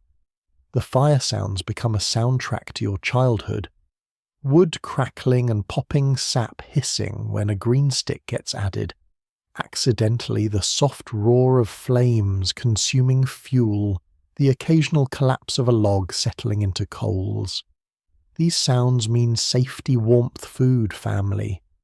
They're comforting in a deep pre-verbal way because your nervous system associates them with survival. Even the smoke, irritating as it is, signals that the fire is alive and therefore your household is alive. You learn social hierarchy around the fire too. The best spots closest to the heat, but not so close you're in danger. Go to your parents and grandparents. Children arrange themselves in the next tier, older ones closer, younger ones farther out. If there are guests or important household members, they get priority positioning. You might be shoved back to make room or pulled forward if someone leaves, and this constant negotiation of fire proximity is a physical manifestation of social status that you're learning without formal instruction. Food smells linger long after eating is finished. The pot is empty, the meal is over, but the air still holds the ghost of what was cooked, and you're breathing it in, letting it partially satisfy you through olfactory experience alone. This isn't nothing: smell triggers, physiological responses, saliva production, digestive preparation. And while it doesn't fill your stomach, it does make your brain feel like food has been acknowledged, which is a small psychological comfort when physical comfort isn't available. The fire is also where repair work happens, where tools get mended, where your mother sits spinning thread or sewing by inadequate light, where your father sharpens blades or fixes harnesses. Work and rest blend together because there's no clear division. You're always either working or preparing to work, and the fire is where these activities happen, because it's the only place with sufficient light and warmth. You're supposed to be helping, but you're young enough that your help is minimal, so mostly you're sitting watching, absorbing the rhythms of household labour. As the fire burns down to coals, as people drift off to sleep, you stay as long as you can, holding on to the warmth. Because once you leave the fire's radius, you're entering cold darkness, and a bed that offers minimal comfort. The last moments by the dying fire feel precious. The household is quiet. The work is done, and for a few minutes you can just exist without hunger or cold or labour demanding immediate attention. Then the coals glow their last, and you retreat to your sleeping spot carrying the memory of warmth into the long cold night. In every medieval household someone goes to bed hungry, actually usually several someones, and the question of who eats first and who eats last, who gets the dense piece with visible meat, and who gets the watery broth from the bottom is answered not by fairness, but by a calculus of love and necessity that's more complicated and painful than any child should have to understand. You're sitting at the table, or more likely on a bench or the floor, waiting while food gets distributed, and you're watching portions being divided with the attention of an accountant, because you've learned that your survival might depend on understanding these unspoken rules, on reading the subtle signals about where you rank in the household hierarchy of hunger. Your father eats first always, and this makes sense even to your child brain because he's doing the work that keeps the family fed, ploughing, harvesting the brutal physical labour that requires fuel. His bowl is the fullest, his bread portion the largest, and when there's meat, he gets the best piece. You don't resent this exactly because you understand on some level that his strength is your survival, that if he weakens, everyone's situation deteriorates. But you also watch him eat, and your stomach responds to the sight of food entering someone else's mouth, and the waiting feels eternal even when it's only minutes. Your mother eats next, though sometimes she pretends not to, pushing food around her bowl while actually giving most of it to children who need it more. You don't always notice this manipulation when you're very young, but as you get older you start seeing the pattern. She says she's full, she ate earlier, She doesn't want much and you're eating her portion without realizing it.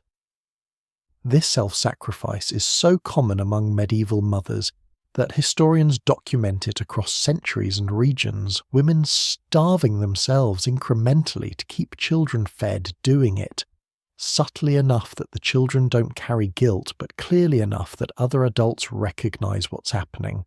The older children eat next in descending order of age and usefulness. Your 12-year-old brother who works the fields gets more than your 9-year-old sister who helps in the house, and she gets more than you at 6 or 7, and you get more than the toddler who's barely weaned. This hierarchy is logical. Older children need more food because they're bigger and working harder, but it's also emotionally complicated because you're watching people you love eat, while your own hunger intensifies and you have to wait. And waiting when food is right there requires a kind of discipline that feels unfair to impose on someone your age. Sometimes the portions are absurdly unequal. Your father gets a bowl that's genuinely full of thick pottage, with visible chunks of vegetables and maybe meat. By the time it's your turn, you're getting a bowl that's more broth than substance, the liquid that was at the bottom of the pot, with a few sad pieces of turnip floating in it. You're also getting a smaller piece of bread, and if there was cheese or anything extra, it's long gone. This is just reality. There wasn't enough for everyone to eat equally, so some people ate well and some people ate poorly, and you're in the poorly category tonight. The youngest children and infants exist in a strange space. If they're still nursing or being weaned, they get special consideration because their needs are immediate and their bodies are most vulnerable.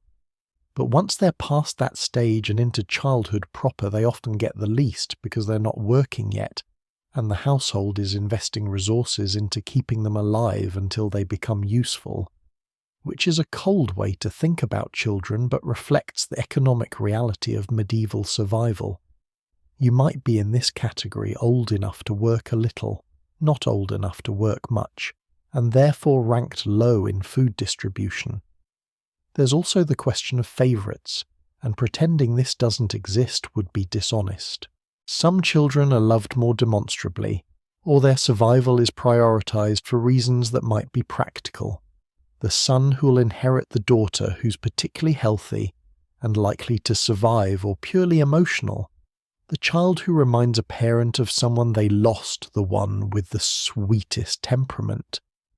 You might notice that your sister gets a slightly larger portion than you, or your brother gets the better bread, and you're trying to figure out if this means something about your worth, or if it's just random variation. And this kind of hypervigilance about food distribution creates anxiety that lasts lifelong.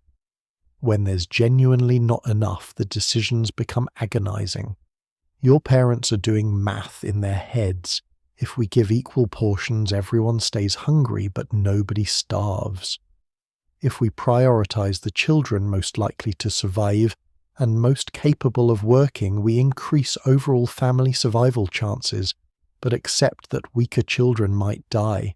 There's no good answer, and the historical record shows families making different choices based on circumstances, culture, desperation levels. Some families genuinely tried to distribute equally. Others made brutal priority decisions. Most probably did something in between, adjusting daily based on who seemed to need it most. You learn to eat slowly when it's finally your turn, making the experience last chewing thoroughly, paying attention to every sensation, because this might be all you get until tomorrow. You learn not to ask for more because asking means you're calling attention to the fact that there isn't more, which embarrasses your parents and doesn't change the situation. You learn to say you're full even when you're not, because saying you're full releases adults from the guilt of not having fed you adequately. You learn the social choreography of scarcity, the polite fictions that make hunger slightly more bearable for everyone. The last spoonful of your portion becomes almost ceremonial. You know it's coming. You can see the bottom of your bowl approaching, and you're trying to decide whether to eat it quickly and be done or slowly to extend the experience. Usually you eat it slowly, letting it sit in your mouth, and then it's gone and your bowl is empty and you're still hungry. But the meal is over. There's nothing left to distribute. The pot is empty. Your father is sitting back. Your mother is cleaning up. Siblings are dispersing and you're still hungry. But the social contract of mealtime says you're done now. You go to bed with hunger as your companion, and this is so normal that you barely think about it as unusual anymore. This is just what nighttime feels like, darkness cold, and the hollow ache in your belly that you've learned to breathe through, to ignore enough that sleep can come. And tomorrow you'll wake up and the cycle will begin again, waiting, watching, hoping today's portion will be slightly larger, knowing it probably won't be surviving anyway, because that's what children do. They survive on not enough somehow, and grow into adults who remember the mathematics of hunger, the hierarchy of who eats. First the feeling of watching the last spoonful disappear, and knowing that love and food are separate currencies, and sometimes the people who love you most still can't feed you enough. And that's just how it was, and you lived through it mostly, and the ones who didn't, well, they're not here to tell their stories, so yours has to carry the weight of theirs too. So tonight, as you drift towards sleep in your warm bed with a full stomach and a kitchen just steps away, try to hold for a moment what it meant to be a medieval child, whose relationship with food was never simple, never secure, never divorced from questions of survival and hierarchy and love expressed through the breaking of bread that was never quite enough. These children, peasant and noble, orphaned and homed, strong and weak, learned hunger's vocabulary before they learned to read, understood scarcity before they understood theology, and carried those lessons into adulthood, where they shaped cultures, economies, and the deep human anxiety about whether there will be enough that persists even now, centuries later, in descendants who've never missed a meal.